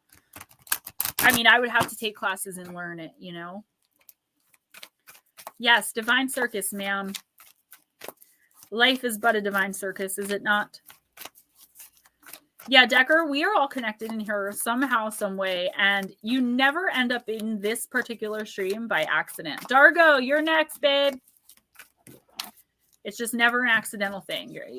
People that come in here, like, I hardly ever, and I'm going to say this, knocking on wood, get trolled either. Like, this is just the energy in this stream just keeps all that at bay for the most part. I mean, there's always someone. Thank you so much, sir. That's very nice of you. So nice. Thank you. Decker, you can always, you guys are so amazing. Thank you. Wow. You can always email me privately. I will definitely be giving you a made personal reading for the donations. Andrew, you too. So Decker, if you can email me, Stephen will put it in the chat so that I have your email so that I can send it. Getting rid of a headache from sleeping wrong. Oh, that takes, well, I usually use yoga, but you have to stretch or massage the muscle. It's always connected to something in your neck, babe. Thank you guys, really, sincerely. That was super, super nice. Monica, you are going to freak out. This is such a great card. You got card number 43. It is the Date with Destiny. Jules, you also have a reading coming May and June as well. And, everyone else who normally would get one. A date with destiny, Monica, is a big deal. Baby UFO! It is the moment when you realize there is something helping you out, something intelligent, powerful, wise, and no matter how empowered you are, something even more powerful than your own efforts. The Oracle of Date with Destiny means that all bets are off. Nothing's held sacred and anything can happen. If you're a control freak, this will scare you poopless. So you need to know something important. You can trust in Destiny's interventions on your behalf, even if her work seems to be causing your best intentions to go astray. Trust or go mad because you can't control her and you don't really need to. Your divine destiny is your best life. It is you in the fullest and most beautiful creative expression possible. It is what you want and need, even when you don't immediately realize it, even when that is rather different to what you thought you once wanted and needed. Hers is the guiding hand closing the wrong doors, sometimes slamming them abruptly in your face. Nurse your ego when that happens, Monica, but let your soul shout in glee because you'll know it's the calling card of destiny. And then she'll open the right doors for you. She isn't, despite most people's fears, a sadist, but she will dance through your life in her big stomping combat boots, even if that means causing some pain now to avoid far greater pain later on. You guys are so sweet. The appearance of havoc or mayhem is just a sign that she's at work on a divine realignment assignment. Her every move, even the incomprehensible to the mind, is deliberate and divine. When this oracle appears, you're on a date with destiny. The universe has heard the prayers in your heart, and life is going to answer them by rearranging what needs to be rearranged to sort out whatever's been troubling you. Make sure you let it happen. You're not meant to feel like you're in control. Destiny is an exciting, unpredictable phenomenon. You are going to feel a sense of instability and the feeling that things are just going to change. You're right. If you allow destiny to take your hand, she'll guide you into the places you'll really want and need to be. If you cannot trust her, she'll push and prod you to get you there anyway, but you won't enjoy the journey quite as much. The more you allow yourself to trust in her, the more you will realize that the universe is working with you rather than against you. And if you're willing, it will show you the time of your life. Monica, this is actually a pretty amazing card, okay? What this is saying is, look out. This is like the tarot. In the tarot, this is the Tower, the Death card, the World, and the Star, and the Moon, all rolled up into one. And it's also the Fool because you're on the beginning of a journey. Everything in your life as you know it is about to change. It's about to be turned upside down. It's going to be chaos. But if you can remember this reading, remember this card, and remember that the universe always works for you. It does things for you, not to you. I feel like you are receiving, I'm smiling because I feel like you're receiving something that you've wanted for a really long time, whether it's peace of mind, the end of a narcissistic cycle, a new job, like it doesn't matter. It's coming into your life. But the quote unquote problem is things are going to get severely messy and seem very messed up while destiny is working on your behalf. But at the end of it, Monica, if you can just remember this, just sit back and be like, this is all happening for a reason. This is happening for a reason. That's what I keep doing. Every time I get down and start feeling bad about myself and start feeling like, you know, YouTube has to tell me every time I lose a subscriber, and it really rattles me because I'm like, what am I doing wrong? Why don't these people like me? To stop myself from doing that, I just smile. And I've been saying it so much lately, like, I know that destiny has a plan for me. I know the universe is working for me. And I know that all of this is happening for such an amazing reason so that my son and I can end up living our best life in our beach house. Got to keep that in mind, baby. I'm sorry that things are going to feel possibly, I keep hearing hopeless. You might feel that way, but it's not hopeless. I promise you, within 3 months, you are going to be in a whole new, better and amazing place. I need opinions on graveyard dirt. It's on my grandmother who died at my age in a car wreck. I'm using it for protection. I bring her flowers and clean her headstone regularly. Okay, what do you need to know, babe? That is interesting. I've never you never heard of that? No. Yeah, I have a ton of graveyard dirt. You have to put it around, or you don't have to. You put it around the perimeter of your home, especially when you live in the woods, because it keeps the creatures of the night out. Specifically shapeshifters, that's something that you would use.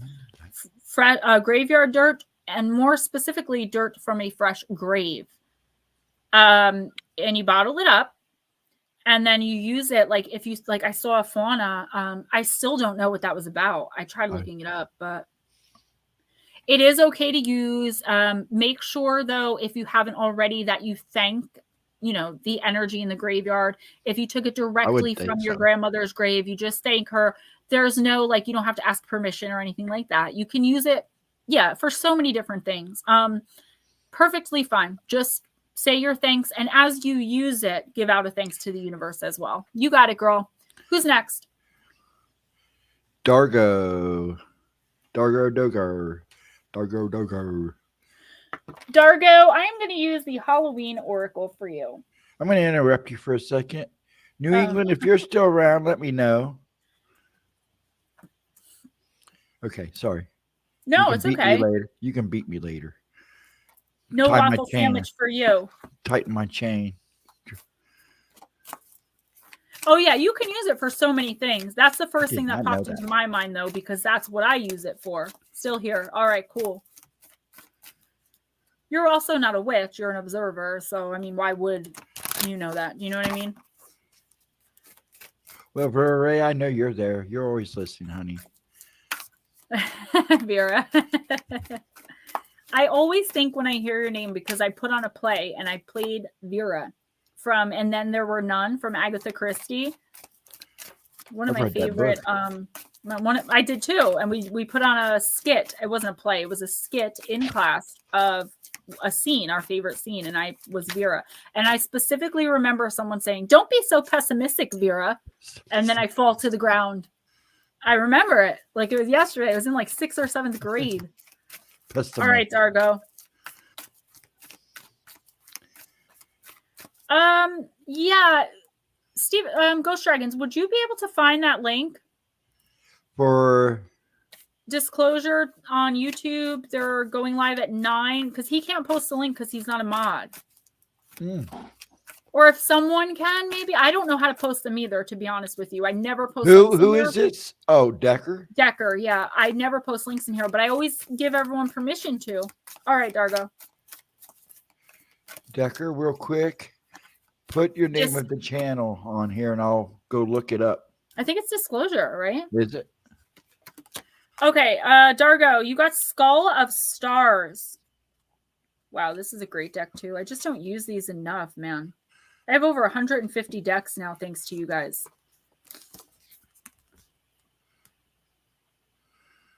Do not hit me up for dating advice. No, he hits me up for that. I am the one everyone hits up for that, and I don't mind at all. All right, Dargo, why think so small when galaxies spin within? Realize that you are made of the stuff of stars, and infinite possibilities begin. Disclosure tonight. Yes. Yes, that I got actually it. Sounds really interesting. This skull brings us back to the fact that we are all made of the stuff of stars, yet many of us think so small. We are each born with a blank canvas to paint upon, and we are indeed an open sky of possibilities. 9, I guess that would be 9. I'm Eastern, so it's already 9 here. We are each born with a blank canvas to paint upon, and we are indeed an open sky of possibilities. It's easy to feel small in a world that's so busy, impersonal, and seemingly self-absorbed. We can at times feel lost and unclear about our direction and lose sight of our place in the cosmos. The Skull of Stars reminds us that we are only limited by our own imagination and boundaries. If we can dream it, it's possible. This card indicates that you need to think bigger and more broadly about your future and what you would like to achieve. Perhaps there are false beliefs, often old, that no longer serve you as you grow and change. Dargo, sometimes these beliefs may not even be yours. They may have been imparted on you by your parents or the wider community, yet feel rather incongruent to you. You need to endeavor with all of your heart and soul to live the life you want and honor your own wishes and your own truth. Monica, I already read for you. Yes, you did. You were last. I'm reading for Dargo now, and you were the card before, honey. Yes. Try and keep up, girl. It was a great card, and it went on for a really long time, so rewind. Okay, Dargo, this card is telling you that I feel like there's something inside of you that you may not have even recognized yet. I mean, you may know exactly what this is about, and if you do, that's great. But I feel like there's like this stirring of something inside of you that you kind of want to do, or like you really want to do. But you're like, oh, like, what's so-and-so going to think about that? Or kind of like when I just said, like, I dumbed myself down and I dumbed what I did down to please the person next to me because I knew they weren't going to be happy that I was telling someone that I'm a physical medium, an oracle reader, and that's how I make money. Don't ever do that. This card is about being who you are loudly and proudly. Taking a stand for yourself as you would for one of your kids, for one of your parents, whoever you love most in the world. Like I said to Andrew, take a step back and think about the advice you would give the person you love most and then take that advice yourself. This is the same thing. There's some resistance here on you. Like, I'm just going to give an example. It's probably not what it is, but it's an example. You want to start a YouTube channel about the light spectrum. I don't know. But you're like, oh, like my parents' religion, I was raised not to believe in the light spectrum, like something like that is stopping you. And the universe is like, you will be so successful if you do that. You will be so successful, especially if you do it confidently. So whatever this thing is stirring up inside you that you want to do, that you want to be, that you want to build, that you want to create, make, it doesn't matter. It could be asking someone out. It could be that simple. Do it. Do it while the universe is offering it to you, and they are right now. Start whatever this is and carry it out to finish, and be proud of it. When someone asks you, did you do this? Yes, I did, and it is awesome. What do I say at least once a stream? Those who mind don't matter. Those who matter don't mind, guys. Mind over matter. Clam chowder. Okay. Oh, so I was just putting the email for Monica. So she wants a reading. Oh yeah, definitely email me, Monica, because I'm doing them for half price this month, so they're $20 to the PayPal or Cash App instead of $40. Okay. Just email me, because I checked last week for your email. I want to say something. Dargo says it's not so much as fear on my part; it's fear that my wifey has of what others may think. I live in that situation, okay, and I'm not putting Ray down in any way, okay, but he does not like what I do. He refers to it as my hobby. He doesn't support it, and he doesn't believe in ghosts and spirits, and therefore has no idea how I'm able to claim to see something that he believes does not exist. Does that make sense?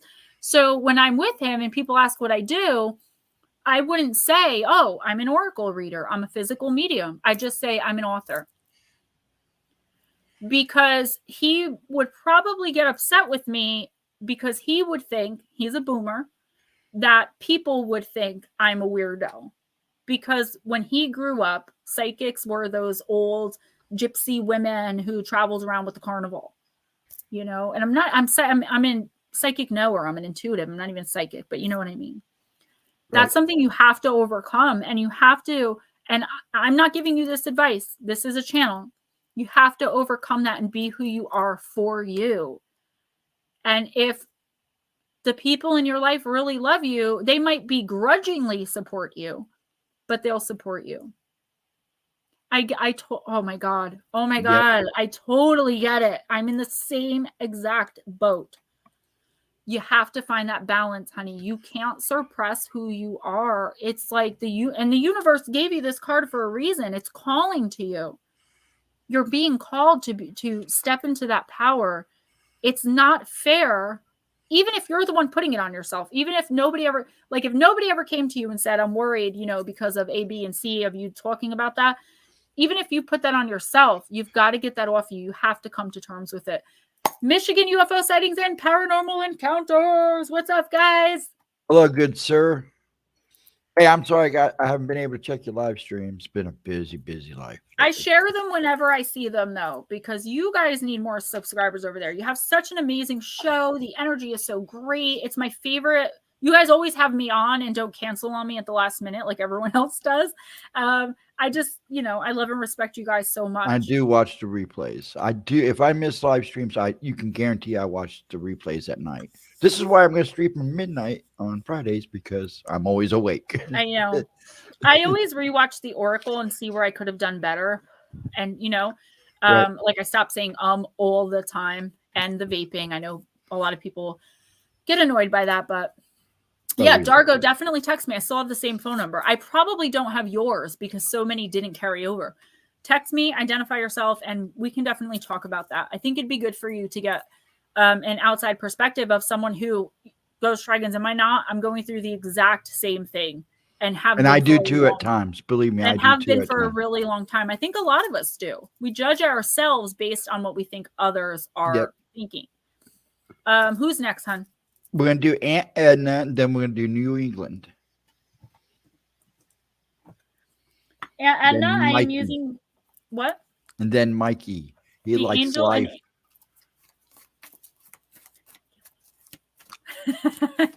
The Angels and Ancestor Oracle. That fell out, but it's not ready yet. This deck shuffles so well. I just love it. I could shuffle this deck all night. I'm going to buy you a shuffling machine. People are starting to come around. I mean, we've definitely come a long way. And you guys know I always bring it up. I'm a big advocate for addiction, recovering addicts and addicts in general, that I think we still have a long way to come. You have to believe in yourself, Decker. You're absolutely right. And even if you have to separate that part of yourself, I know that's hard to do. I can't imagine doing that in a relationship where like you actually feel loved by the other person. Like right now, just like whatever, like this is what I do, this is who I am, and nobody cares. But I can't imagine like having to separate like that. But I would love to talk to you more about it anytime. All right, Anna. And I know Tracy Tritton, if you're listening, I know I owe you the first book. I will get to that right away. Yes, folks, please. Those books are awesome. So if you don't have any, please get them. I put a lot of hard work into those books. I don't know why the book on shadow people isn't selling well. And I don't like to say that because I feel like it's putting like coming from a place of lack out there. But it's not. I guess I didn't promote it well enough. I couldn't get a lot of interviews at the time.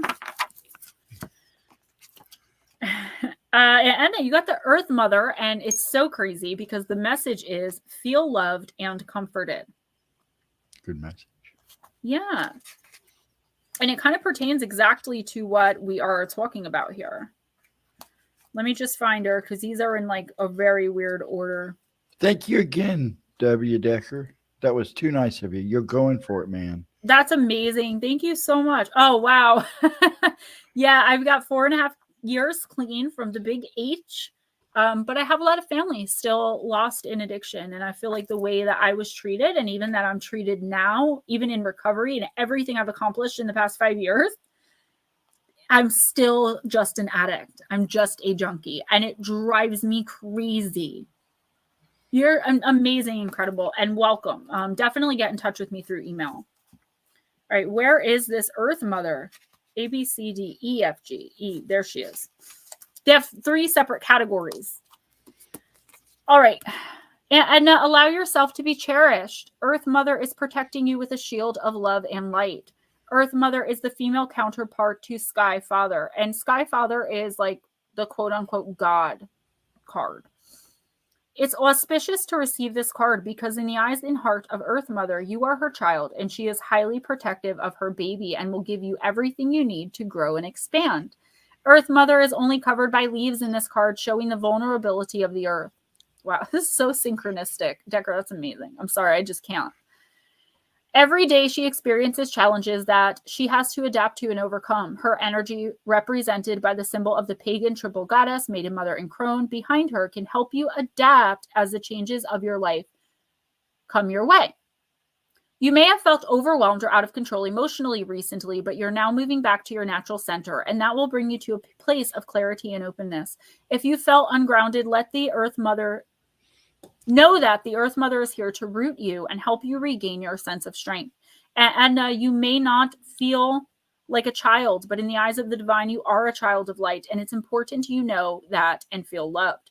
If you have had challenges with your mother or with being a mother yourself, a grandmother, know that the energies of mother healing are with you to help clear any ancestral blockages that are preventing you from making this sacred love connection. You're being guided to make choices based on love. Yeah, I knew it because I know you love this deck. And I'm like, well, it's been a while. So listen, this card is saying exactly what the chat was just telling you. And that's got to tell you something. I don't believe in coincidences. I don't believe Decker came in here by accident and like just stumbled in. We are the island of misfit toys. And that's why we accept everyone with love. The problem is when those same people don't accept us the same way, we don't stand up for ourselves. As a group, we do.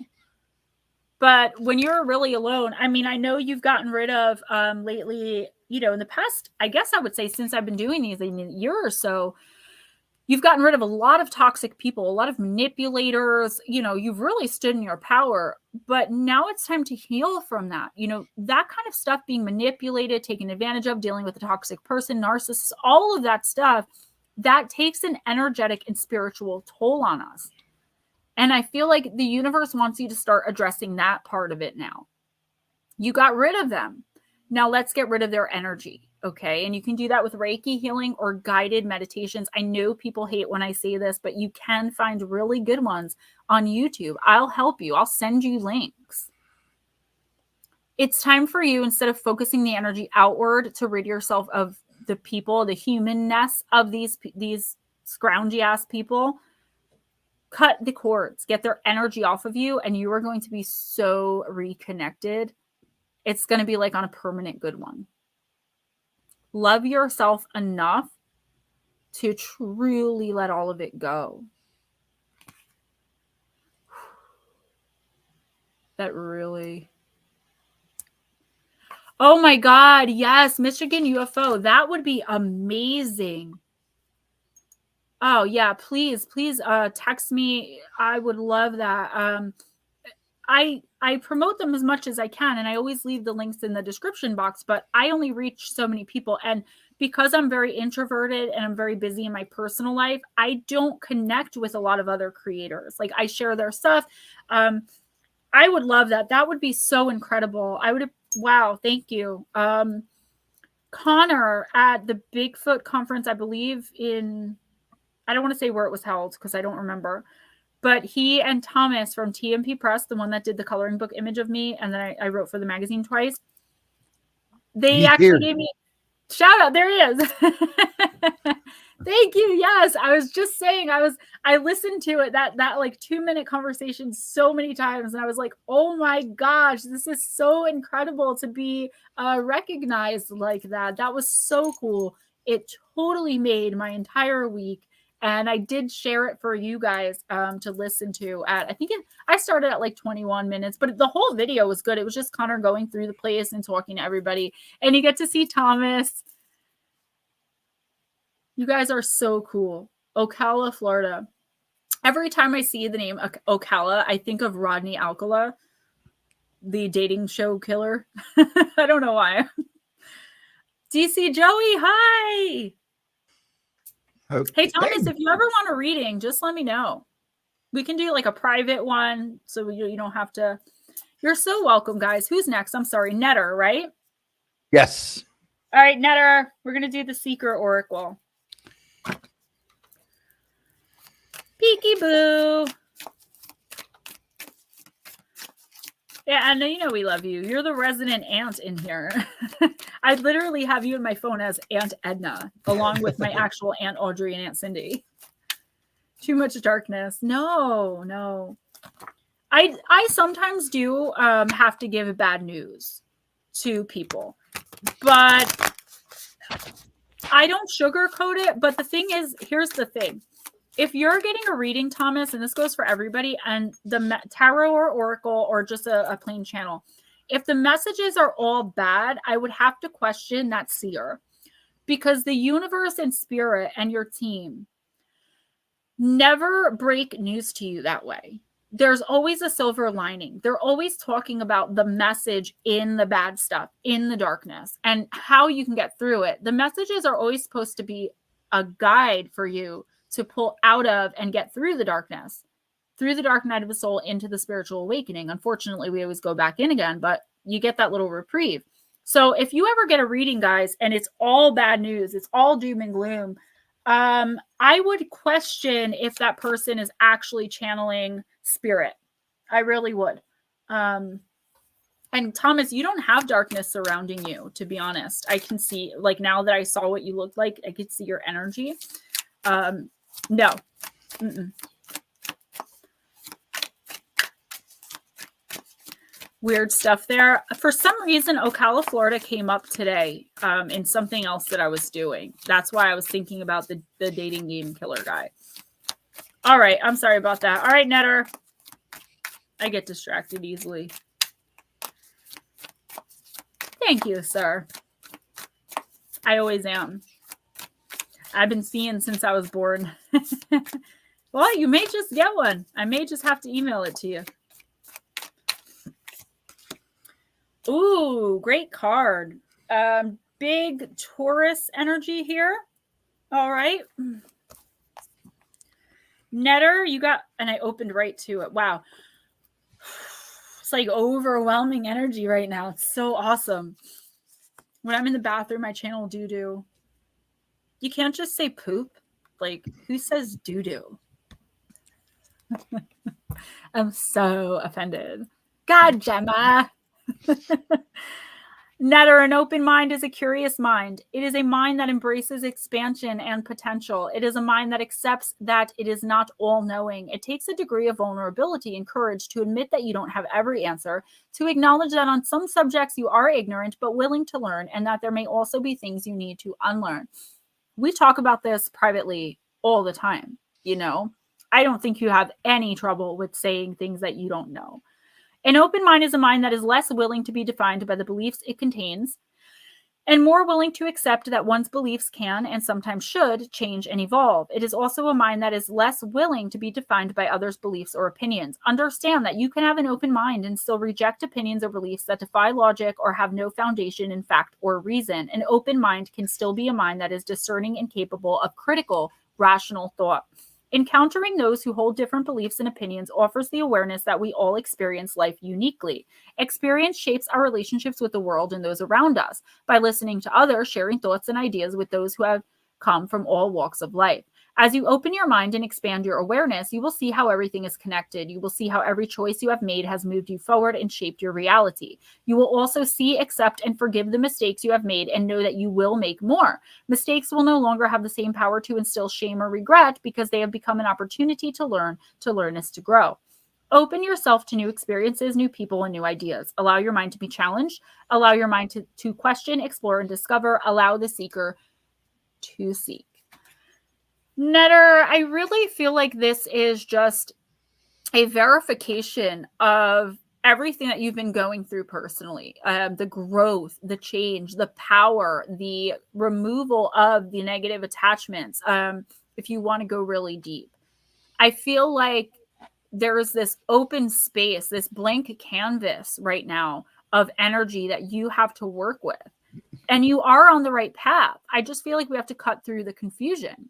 But because your mind's open and because you're willing to learn and grow and know and admit mistakes, you're going to get to where you need to be, and much sooner than someone who may be a little bit more stubborn. I feel like the end of your dark night of the soul is near, and that's not just from this card. That's just from what I know personally about you.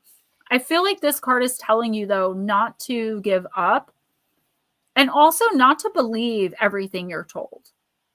Only listen to the people that you trust, because I feel like right now you're so wide open and so accepting of new knowledge that you may not be able to reasonably discern the difference between someone who's trying to help you and someone who has no idea what they're talking about but just wants to be involved. I do feel like you might have someone like that in your life. If you don't, I feel like someone could be coming in.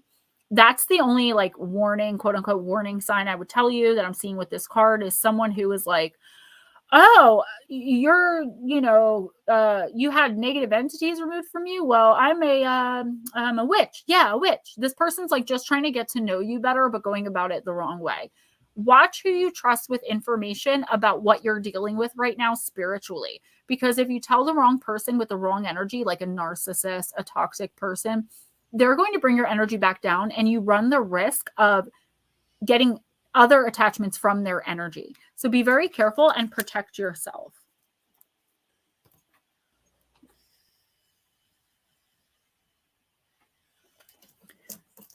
Mike, I'm going to use the human spirit. I didn't even have to tell you, did I? Well, you did before. Yep, that's true.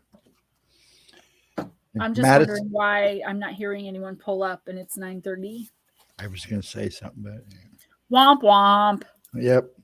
Madison, you're after Mike. Yes, Madison. Madison, Gemma will tell you I'm real quiet, then all of a sudden I'm real loud, and it will scare a clear across the room. Hey, sexy lady, it was nice to know you, but I gotta move on.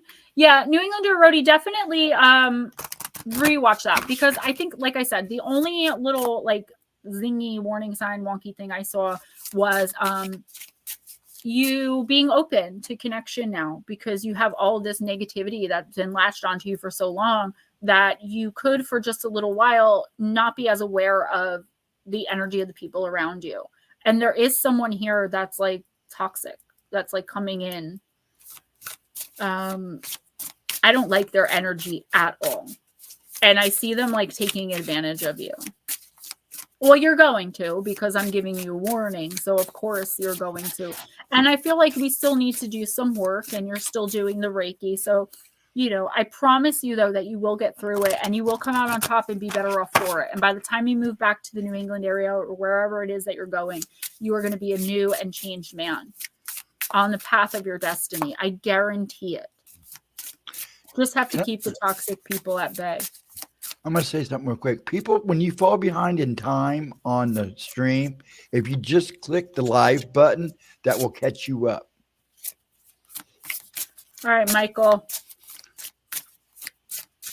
There you go. Did you see that?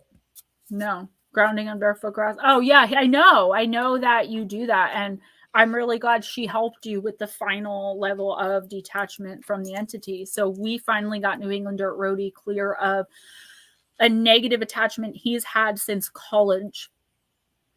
But now that it's removed, his energy is so used to being overwhelmed by this dead, stagnant, stale, angry, vindictive energy that he's a little bit messy energetically, which is why I worry about people coming in and taking advantage of his vulnerability at this time.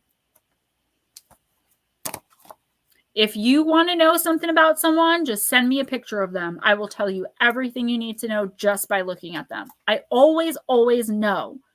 I almost never say.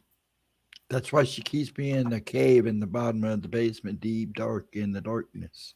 Okay, so Mike, you got card number 4 in the shadow. What goes around comes around. What goes around comes around. What goes up must come down. That's one of the things I always yell at myself for doing. I feel like, stop singing. Well, we love it. Mike, ever heard of karma? What kind of energy have you been tossing out into the universe lately? Is it the best possible version of yourself that you want to show, or are you walking around putting out poppycock? I am sure you're saying to yourself, come on, we all have off days. But even in those moments, we can make a conscious choice to send out a boomerang of what we hope to get back karmically. Remember, we're all in this together. We have heard that a lot recently, but the plain truth of it is, we are all we have, all of us together. So you woke up on the wrong side of the bed? Did you wake up and go to your local coffee shop and sneer and mutter because they're out of oat milk? I know you did that. You wanted oat milk. Do you take it out on the barista, for example? Remember, you just put that negative energy out into the universe and now may have made another person have a lousy morning. If you wake up on the wrong side of the bed, think of all the blessings you have or could receive today instead of spreading around your hogwash. Remember, what you put out into the universe may not come back today, but it will eventually make its way back to you. Do not get stuck on a merry-go-round of malarkey. Send out some kindness, some love, and some peace. I love that. I loved reading that. It was so cool. Poppycock. Okay. Mike, I don't believe that you're toxic, and I don't believe you're a narcissist, and I don't believe you're a manipulative person. We all have those traits, and we all can be those things at any time. I do think, though, that like me, and it's something I do constantly, but I catch myself because someone in my orbit always points to those moments to prove that I'm a liar and that I'm a false person or a con job, right? I'll go into like Quick Check and get, I love their spinach and banana smoothies. Strawberry, spinach, and banana. So the guy makes my smoothie and he's like, sorry, honey, I don't have bananas. Normally, my first instinct would be like, are you serious? And why did you even, like, totally rude. That is my reaction. I'm being honest with you guys. And I take it out on a lot of people like behind the counter. I do it all the time. But in the past month or so, like that guy with the banana, I was like, you know what? That's okay. No problem. And I was really angry about it because it's like your Quick Check, you're advertising a banana spinach smoothie and you have no bananas. But it's not that guy's fault. He didn't do the ordering, right? I mean, he could have told me that at first. But what happened? He gave me a very large strawberry, spinach, and I think blueberry smoothie, and I didn't have to pay for it. I was looking for anything free, but my kindness was repaid in kind. So had I responded negatively, which was my initial reaction to do, who knows how that karma would have came back to me that day. And karma is not the right word for that, guys. Karma is throughout lifetimes. It's not this merry-go-round that we all think it is. Like, ooh, karma's going to get her. there is something there, but it's not exactly what karma is. So Mike, watch your initial reactions and responses in the next week or two. Like, just make sure that you catch yourself before you spit something out that you're probably going to think later, damn, I was so mean to that person. Why did I do that? He was just pumping my gas, like something like that. I feel like otherwise you're good, but I do feel that energy from you, that like energy. I admit it myself. I do it all the time. People are like, oh, did you find everything you need? Why? Do you care? Are you going to help me find what I need? No, in fact, I didn't. I'm rude, but not anymore. I'm trying my best to catch myself, because energy has to turn into something, go somewhere, and then go back. It's life. So please try to catch yourself with that, like not snap responding and really thinking about the things you say, not only to the people that you care about or that care about you, but to everybody, like literally everybody, like the homeless guy bumming his fifth cigarette off you. Like, take a stand, but do not be rude, ever. Next time somebody at the cash register asks you, did you find everything you need? You look at them and go, why are you hiding stuff? You can see me? No, like, I get it. And that is honestly, I could say, one of my biggest, flaws, as far as communicating with other people. That, and I'll literally walk off in the middle of a conversation. Like, I'll be having conversation with someone I haven't seen in a while, and right in the middle of a sentence, I'll just walk. Like, I don't know. My dad says I do it all the time. I don't realize I'm doing it, but it's like, I've had enough talking. So I just go. I don't even say goodbye. I'm just gone. Literal ghosting. But it's something, I have to work on. And the reason I do that is because I carry so much frustration with me. Who else am I going to take it out on? Nobody else or in my orbit physically cares. So what am I going to do? I can't talk to my 4.5-year-old about it. So that's like, Mike, that's like understanding like what triggers us and our responses. We are always being, I don't want to say judged, because we're not judged, but we are always being watched for how we respond to, react with, and communicate back and forth with others. And it will come back. So because this card came up, I would say in the next week or two, really watch that. Okay. Watch how you respond and react. And I keep getting all the times I did it at stores, in Five Below, ShopRite. Like, I'm quick to complain about somebody. So that gives me an idea, because so many of those images came flashing into my mind, that might be something. It might be something like when you're out shopping, like something like that. Okay, Ralph. Yeah, and seriously, I literally ghost. I just walk, like, legit in the middle of and I try to stop myself from doing it, but I just can't. So the energy is so overwhelming, and then I feel like this pressure that I have to entertain them and come up with a story. Like, oh my God, no. Ralph, if I run into you on the street, like you guys, because you get me, I get it. But like a random person I haven't seen in 10 years, I'm glad you're doing well. Have a nice day. If you're calling me by my government name, I probably don't want to talk to you if you're not blood related. And if you're calling me by my last name, I really don't want to talk to you because you haven't seen me since I got high. Who's next? Sorry, one sec. First of all, hello, Ralph. How are you? Glad you made it. Mike, thank you so much. Ralph and Cassie Francis. Oh, hey. I'm feeling so silly tonight. Madison's next. You just want to see me smile. I don't know where that came from, why I started doing that.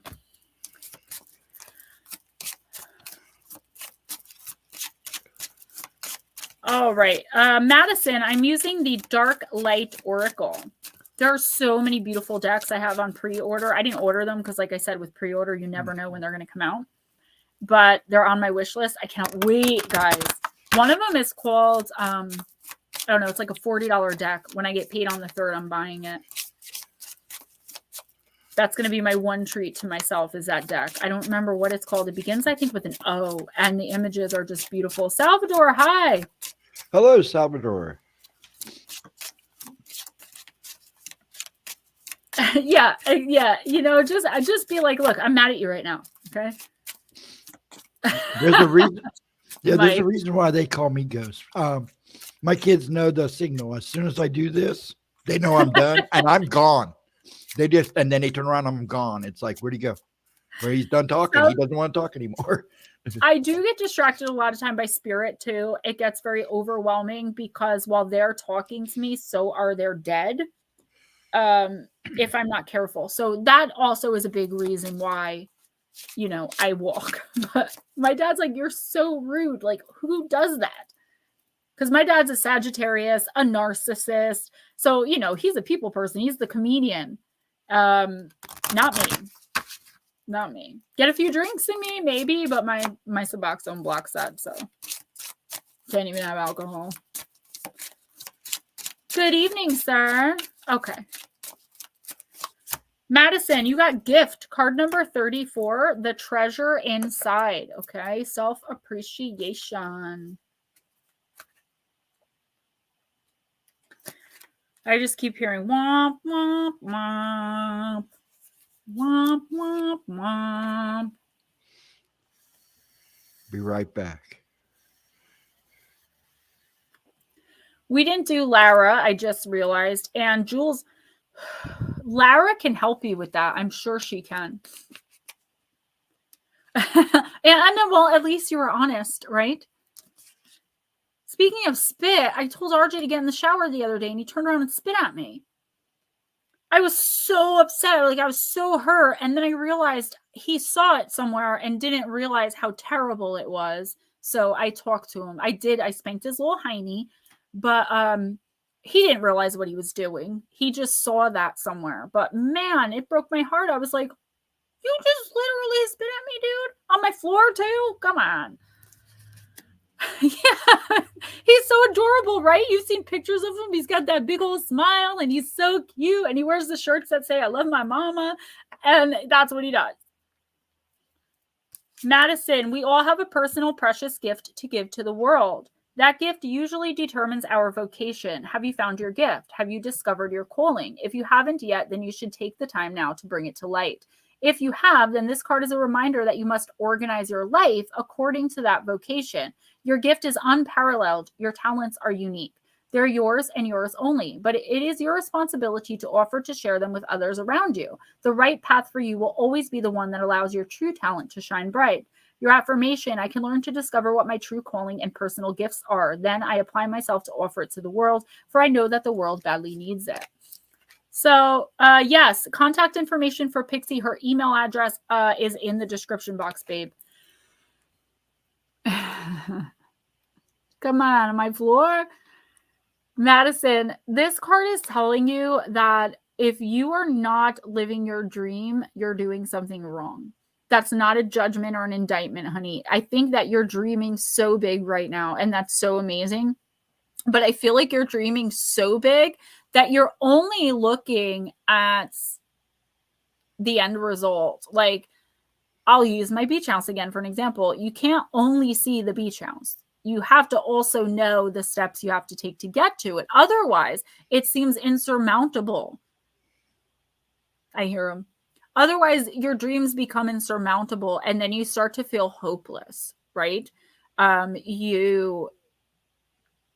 Because you're not organizing the proper steps. I don't know what you do for a living. If you're not doing what you truly love, you should find a way to at least start out doing it as a hobby. For instance, say you love painting, but you're a waitress. Okay, Madison? Whenever you get a chance, start painting again. Show it to people. An opportunity will present itself to you. I put a comment underneath someone's thing on YouTube, underneath their video. And that little comment led me to where I am right now today. If I had never commented that, I don't know. And it was just three or four words. I like your voice. That was it. I didn't realize it was going to lead to me living my dream and opening myself up and being who I had no idea. So you never know. Always put it out there. Always be communicating with people and always believe in yourself. If you have a dream right now that seems insurmountable, sit back. Think of the steps you need to take to achieve it. Reasonable steps that are maybe not easily accomplished, but that are doable, are goals that are attainable and reachable. And then start little by little doing them. I've been on YouTube for 3 years. I have 2,700 subscribers. That's like almost nothing. but I love doing what I do, and I would not change it for all the money, all the whatever in the world. I'm living my dream life, at least as far as my career and my kid are concerned, right? My kids. Okie dokie. Madison. Terry Brown, are you still here? If not, we'll go ahead. And Vera Ray. I just want to say that someone came into my stream. Oh, I love you too. Someone, oh, UFO time. Shelly, I love you so much, honey. Let me know what you think about the reading, okay? Be careful out there. Someone came into my stream about a year ago and told me that Terry Brown had passed away of a heart attack. I remember that. Guys, I'm just going to, I think I might need to go open the door.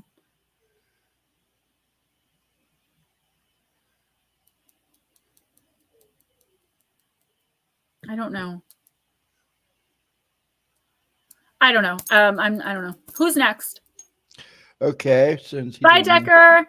Take care. Have a good one. Thanks Thank for you coming. so much. Thank you. And come back. Please. Okay. Well, should we do Vera Ray and do a timestamp? Yes, I'm sure she's listening. And if not, she'll come back. And then timestamp KC. Yep. And we're going to do her too. Is there anyone else?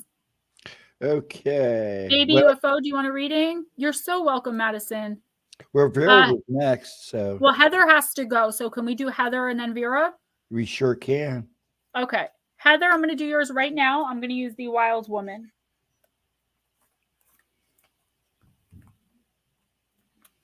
Trying to hear what's going on down there. Vera is here. Hello, Vera. Vera, because Heather has to leave, I'm just going to do hers really quick. I know you've been so patient and waiting, and I appreciate you.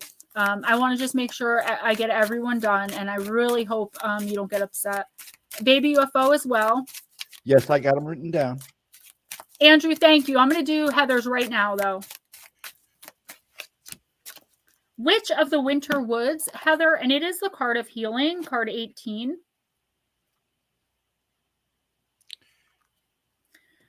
What needs healing within you right now, and how can you use the magic of herbs, flowers, and trees to restore your sense of well-being? Okay, Divine. Okay, please do. Okay, please email me. That's so good to hear. Thank you so much. Heather, safely take advantage of the healing powers and benefits of the herbs, flowers, and trees that are available to you at this time. Before the rise of Western medicine, plants were the original source of medicine and healing. Every plant that Mother Earth has generously given us possesses its own energetic essence and magical properties that not only affect our physical bodies, but also our hearts, minds, and spirits. The wise women, or quote-unquote witches, of many ancient cultures, such as the Celts, understood and valued the magical healing power present upon the earth, and sometimes even died for merely holding the sacred knowledge. Though collectively we have largely forgotten this power, those who follow modern witchcraft and paganism, the old ways, know of the potent magic present within all plants. On the eve of the winter solstice, the witch is merrily partaking in a self-healing ritual in the middle of this quiet, snow-covered wood with her familiars. On the tree stump in front of her are herbs and spices traditionally associated with Yule and the winter season, such as myrrh, frankincense, cinnamon, and star anise. As the cauldron bubbles, she throws in one last herb sprig to enhance the brew's magical, protective, and healing power. Heather, this could certainly be about using what's available to you. But I really do feel more that it's like you need to get back in touch with nature. A grounding exercise, the easiest one that we're always talking about here in stream, is going outside with your bare feet, putting it in the earth under the sunlight or the moonlight, and literally pantomiming washing yourself with it. Okay, cleanse your energy in that way. We all should be doing that at least once a month. Jules, don't be sorry, honey. We're almost done anyway. Thank you so much for coming in and hanging out. We love you so much, and we appreciate you. Heather, I'm also getting a kind of off-card message with this one. Not really, but like kind of. So I don't know what's going on with your body right now, like your diet, but there's something here like bad. I don't know if you got food poisoning or if you ate something that didn't agree. I'm just seeing you sick from eating, and I'm seeing like green. Like the message I would give from that is like, be sure to take a multivitamin. I know this sounds silly, but it does come up sometimes. And watch what you eat in the next week or two. Like, watch where you eat. Don't try anything like new. And also really protect your energy. I feel like there is a human straw, like really strong in your orbit. And I feel like the more you take care of yourself physically, the better you're going to be able to deal with this person, with their energy. I don't feel like it's someone you can just take off from. Like, you can't just leave their house. For some reason, there's like this cord attachment that I'm seeing. This person is terribly toxic, whether they're right next to you or not. And I feel like you're getting so worn down and so beaten down spiritually, energetically, psychically, mentally, emotionally, physically, all of those leads that we deal with. And I feel like if you're in tune with your body and do a grounding exercise, you are going to be so much stronger and more powerful to step into your power and do what you need to do to get this person's energy off of you. It's gross, it's disgusting, and I'm literally feeling nauseous right now. Watch what you eat. Take care of yourself. I feel like there's something coming with this person that's really going to rattle you. It's going to be crazy, crazy, crazy, the energy. But if you're prepared for it and you're physically okay, ready for battle, you can handle it.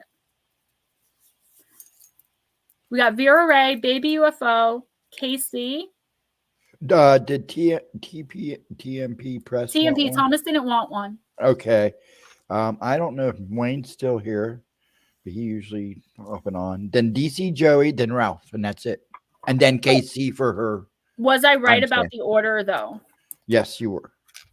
So, yes, Vera, Baby, DC Joey, Ralph, and then KC. DC Joey, are you still here? Oh, yeah, you are still here. Yep. Okay. So, Vera Ray, I'm using Anne Stokes Gothic Oracle. I was ghosted by a cat named Ghost today. Bug ahead and I couldn't find the poor customer's kitty. Aw, my cat ran away 3 days ago. I was talking about it earlier in the stream. Like, he was aggressive and feral and, like, I'm sorry to say, not worth the money I was spending on him. But I didn't want him to get lost in the woods. Like, luckily I had nothing to do with it. I was sleeping when he got out, so it wasn't me. The one time it was so cute. Like, he jumps to the ground and runs to the door. He jumps to the ground. He runs to the door. You're so welcome to greet my family when we come in the door. And the one time he got so excited because he sits on the air conditioner, so you can hear him plop down. I'm one of those people that leaves the air conditioning all year long. So he drops down and he comes to the door. Well, the one night we heard something, but we were like, where did he go? He got so excited. He jumped through the cardboard and landed outside in the snow and then came around to the front door. Divine, I'm sorry we didn't get to you. I wasn't even thinking about it. And it says, Gemma gave me a reading 1 week. I thought, nah, sure enough, that person appeared and I remembered what Gemma said and I just laughed. I'm telling you, if you don't know what I'm talking about, you will. Not by the next time I see you, within 2 weeks, because it's not me. It's spirit. And the only way I can give you a wrong message is if I interpret it wrong, which I've done a lot. I've said some things regarding myself and my abilities that I completely got wrong.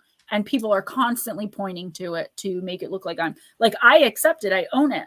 I misinterpreted messages. I'm only human. One time I told someone that their loved one passed away wearing a purple shirt. And they're like, that's how I know you're a liar. She was wearing pink. And I'm like, I got it, or blue, or like violet. Like, it was something so similar to the color I was describing. Oh my God, forget it.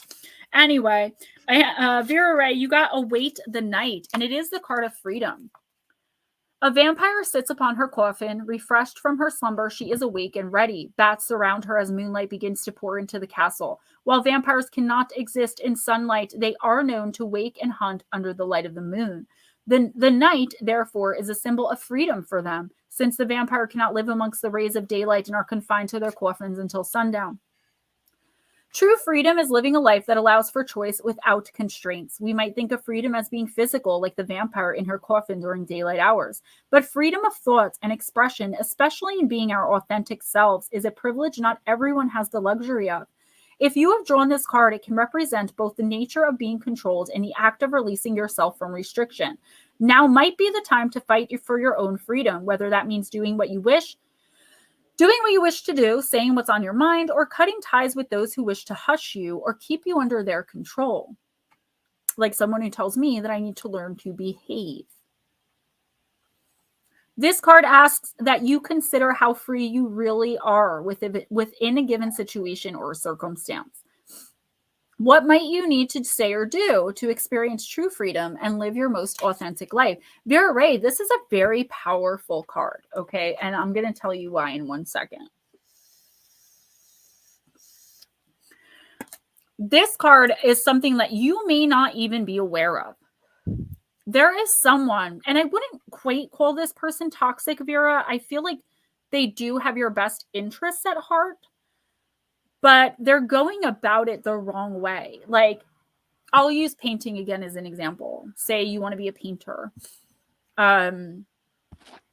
So you find a space in your house and you set up your canvases and your easel and whatever else paint, I guess, for painters. I don't know.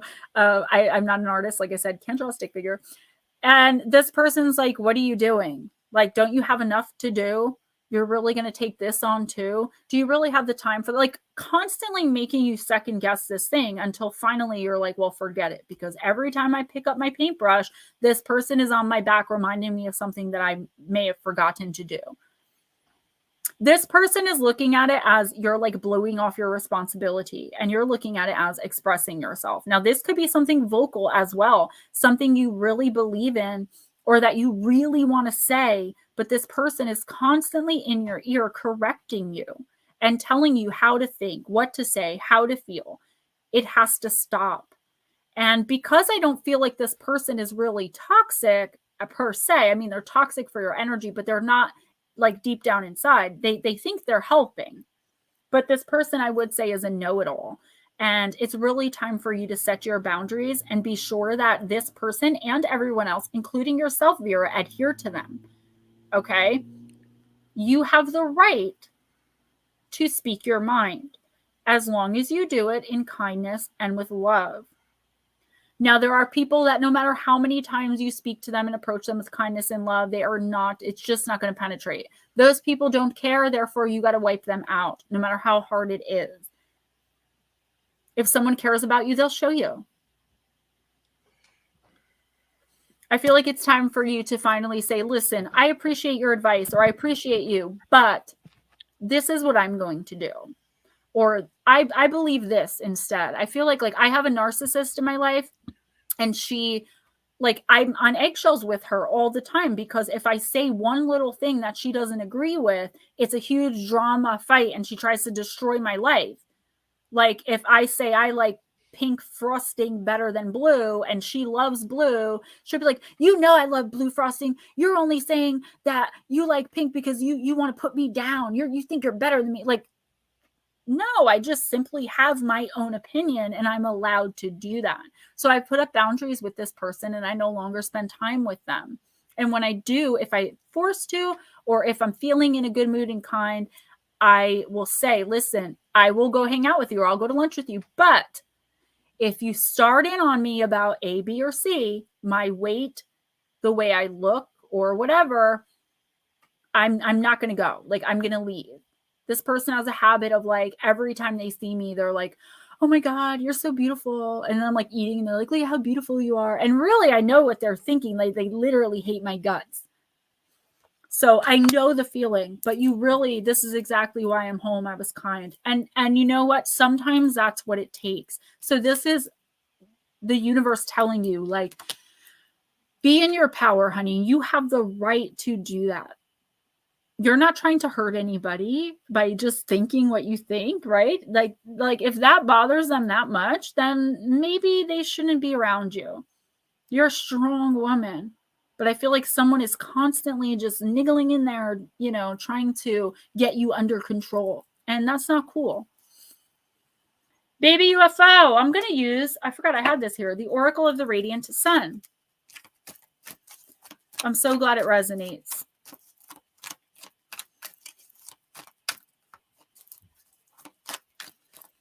All right. So whatever card I pull for you, remember, it might not be in your chart, but it is the energy that's coming in for you in the next week or two, baby UFO.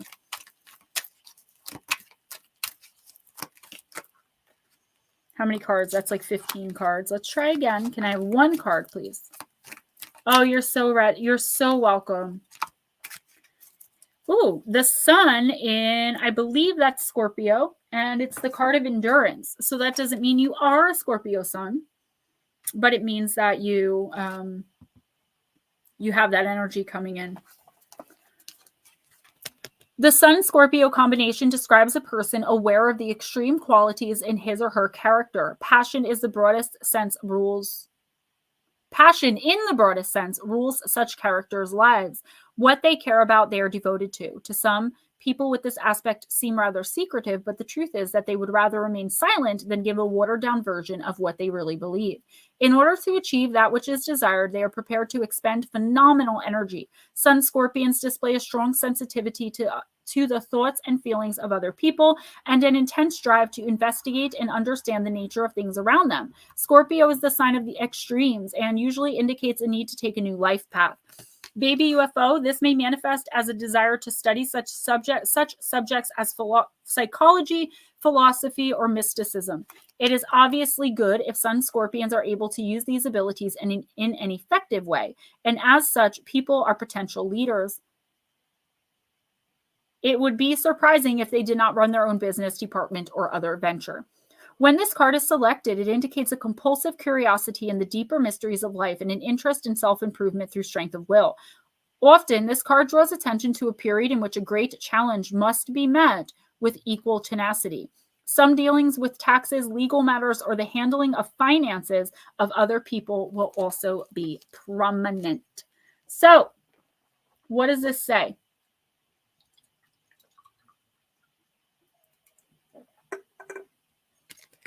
Baby UFO, I do feel like I'm trying to think. It's a little bit of the vibe of like Vera's card where like I feel like you feel under so much pressure to perform at something I feel like somebody's trying to take something from you and you're like trying to protect it. I don't know if this is an idea, if this is a belief that you hold really like sacred and close to your heart, or if it's like a business that you're like trying to hold on to. Yeah, if you think you're winning, continue to think that. Continue persevering. And like the card said, be tenacious. Think outside of the box, because I do feel like you have that power. You believe in mysticism. You obviously believe in oracle. So there's some form of occult thought or interest in your life. And that's what's going to see you through this, okay? Your ability to see outside of what normal people see. And that's going to keep you on top. Don't think like everyone else, right? Again, I can just keep hearing it, outside the box, outside the box. Keep doing that. Don't second guess yourself, because you're absolutely right. You're on the right path. You're doing the right thing. And in the situation, you're actually in the right. Like, you're not in the wrong. This person is wronging you, which the universe will back you up as you slowly move forward. Nick, what's up, yo? Who's next?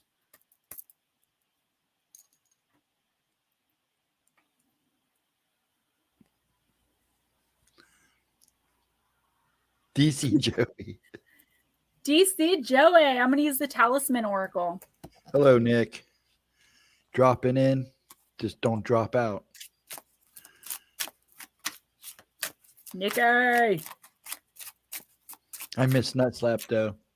I was going to say that before. I think he'll be back next week. I'm going to have to message him. I don't want to bother him while he's on vacation. Sleeping on y'all. Never, never. Stop dropping. Dang. Nope, those would be upside down. All right, DC Joey. Nick, I'm not reading for you. I'm done. We got to put our day to bed. You got to do KC and Ralph. Oh, yeah, I know. I'm just saying, no more. Oh, Rick, you're done. Nick, no more. Oh, ouch. Poor Okay, Nick. there it is. Healing energy, DC. Oh, the Tree of Life. Nope, that's grounding.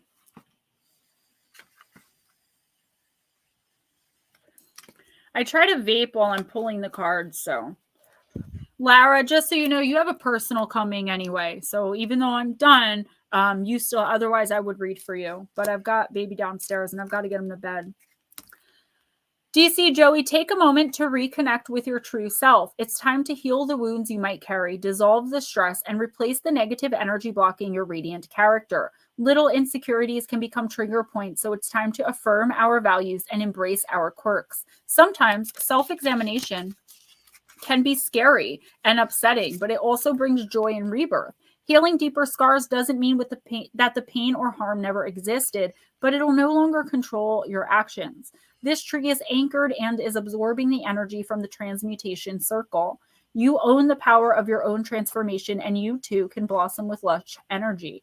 Use this card when you feel drained and in need of healing power. Meditate with this card by envisioning growing roots similar to a tree, going deep into the ground, tapping into the vast energy that the world is made of.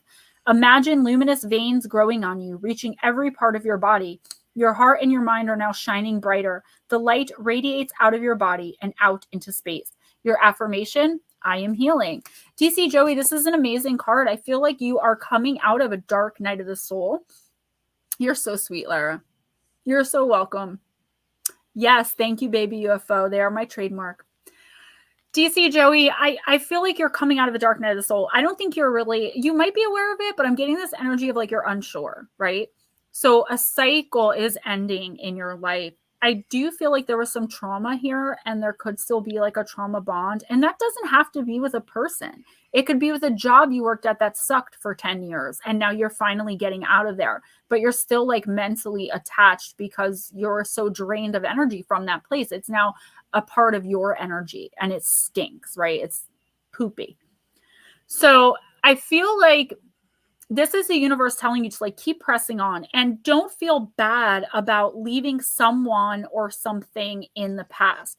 You're moving forward. There's a relationship, situation, whatever it is that's dead, done, over with, stuck, stale, stagnant, and you no longer want to be in it.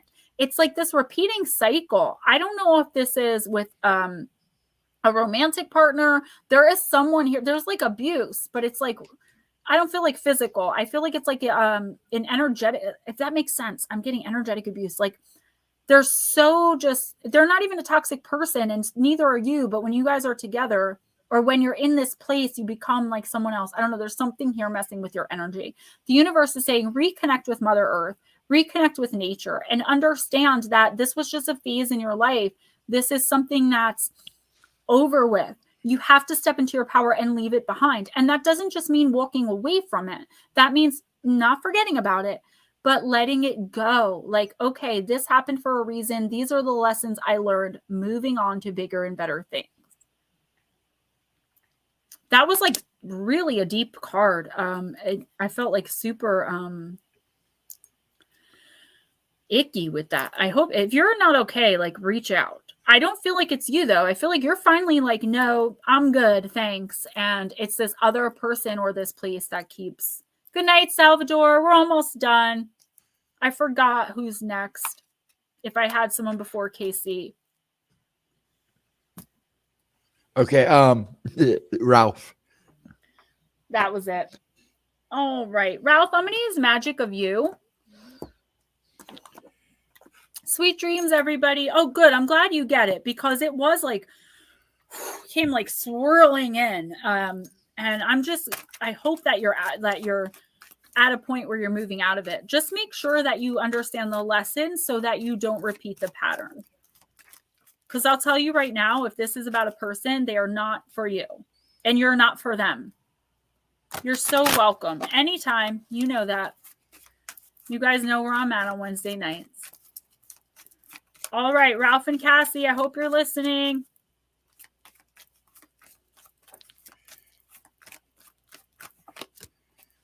Doable. The key is within your grasp. Wow, such positive messages tonight, huh?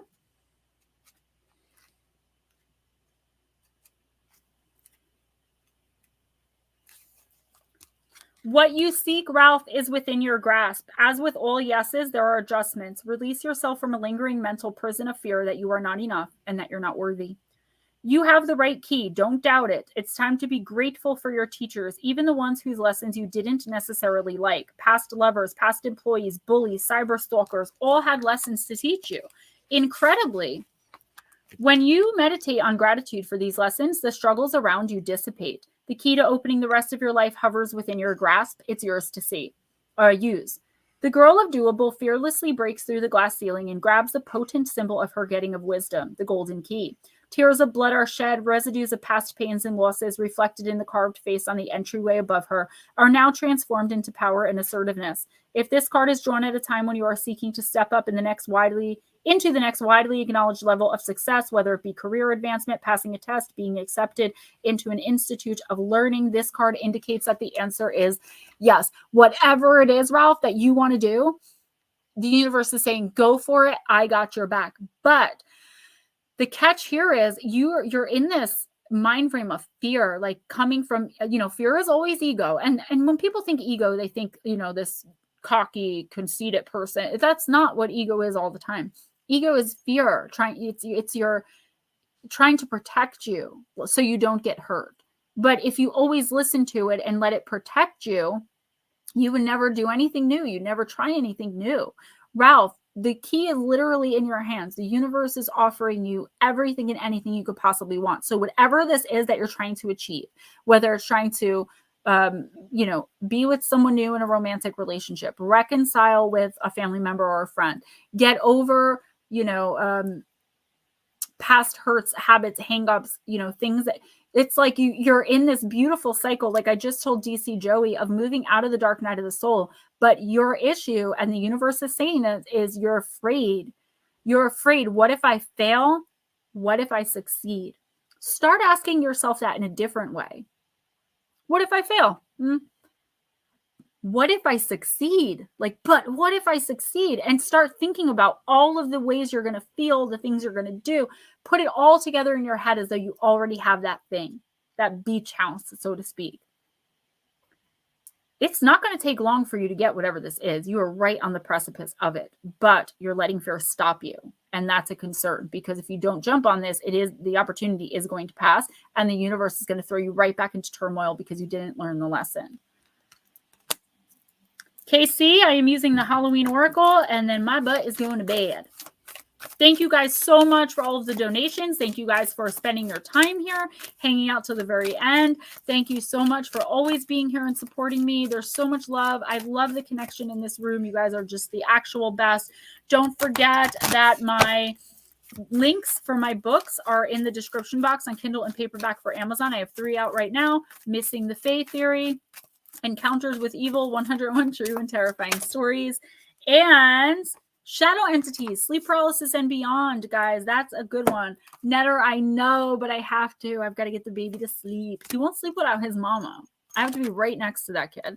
And in the middle of the night, he reaches his foot or hand out to touch me to make sure I'm still there. We have a queen size bed. I get this much of it.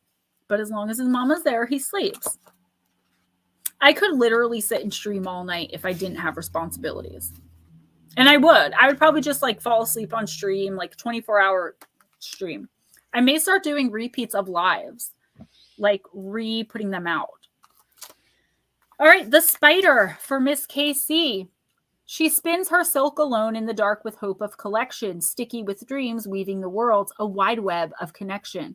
Masses of sticky spiderwebs make any Halloween decorations complete. The idea of a haunted house covered in the artwork of a big hairy spider is classic horror.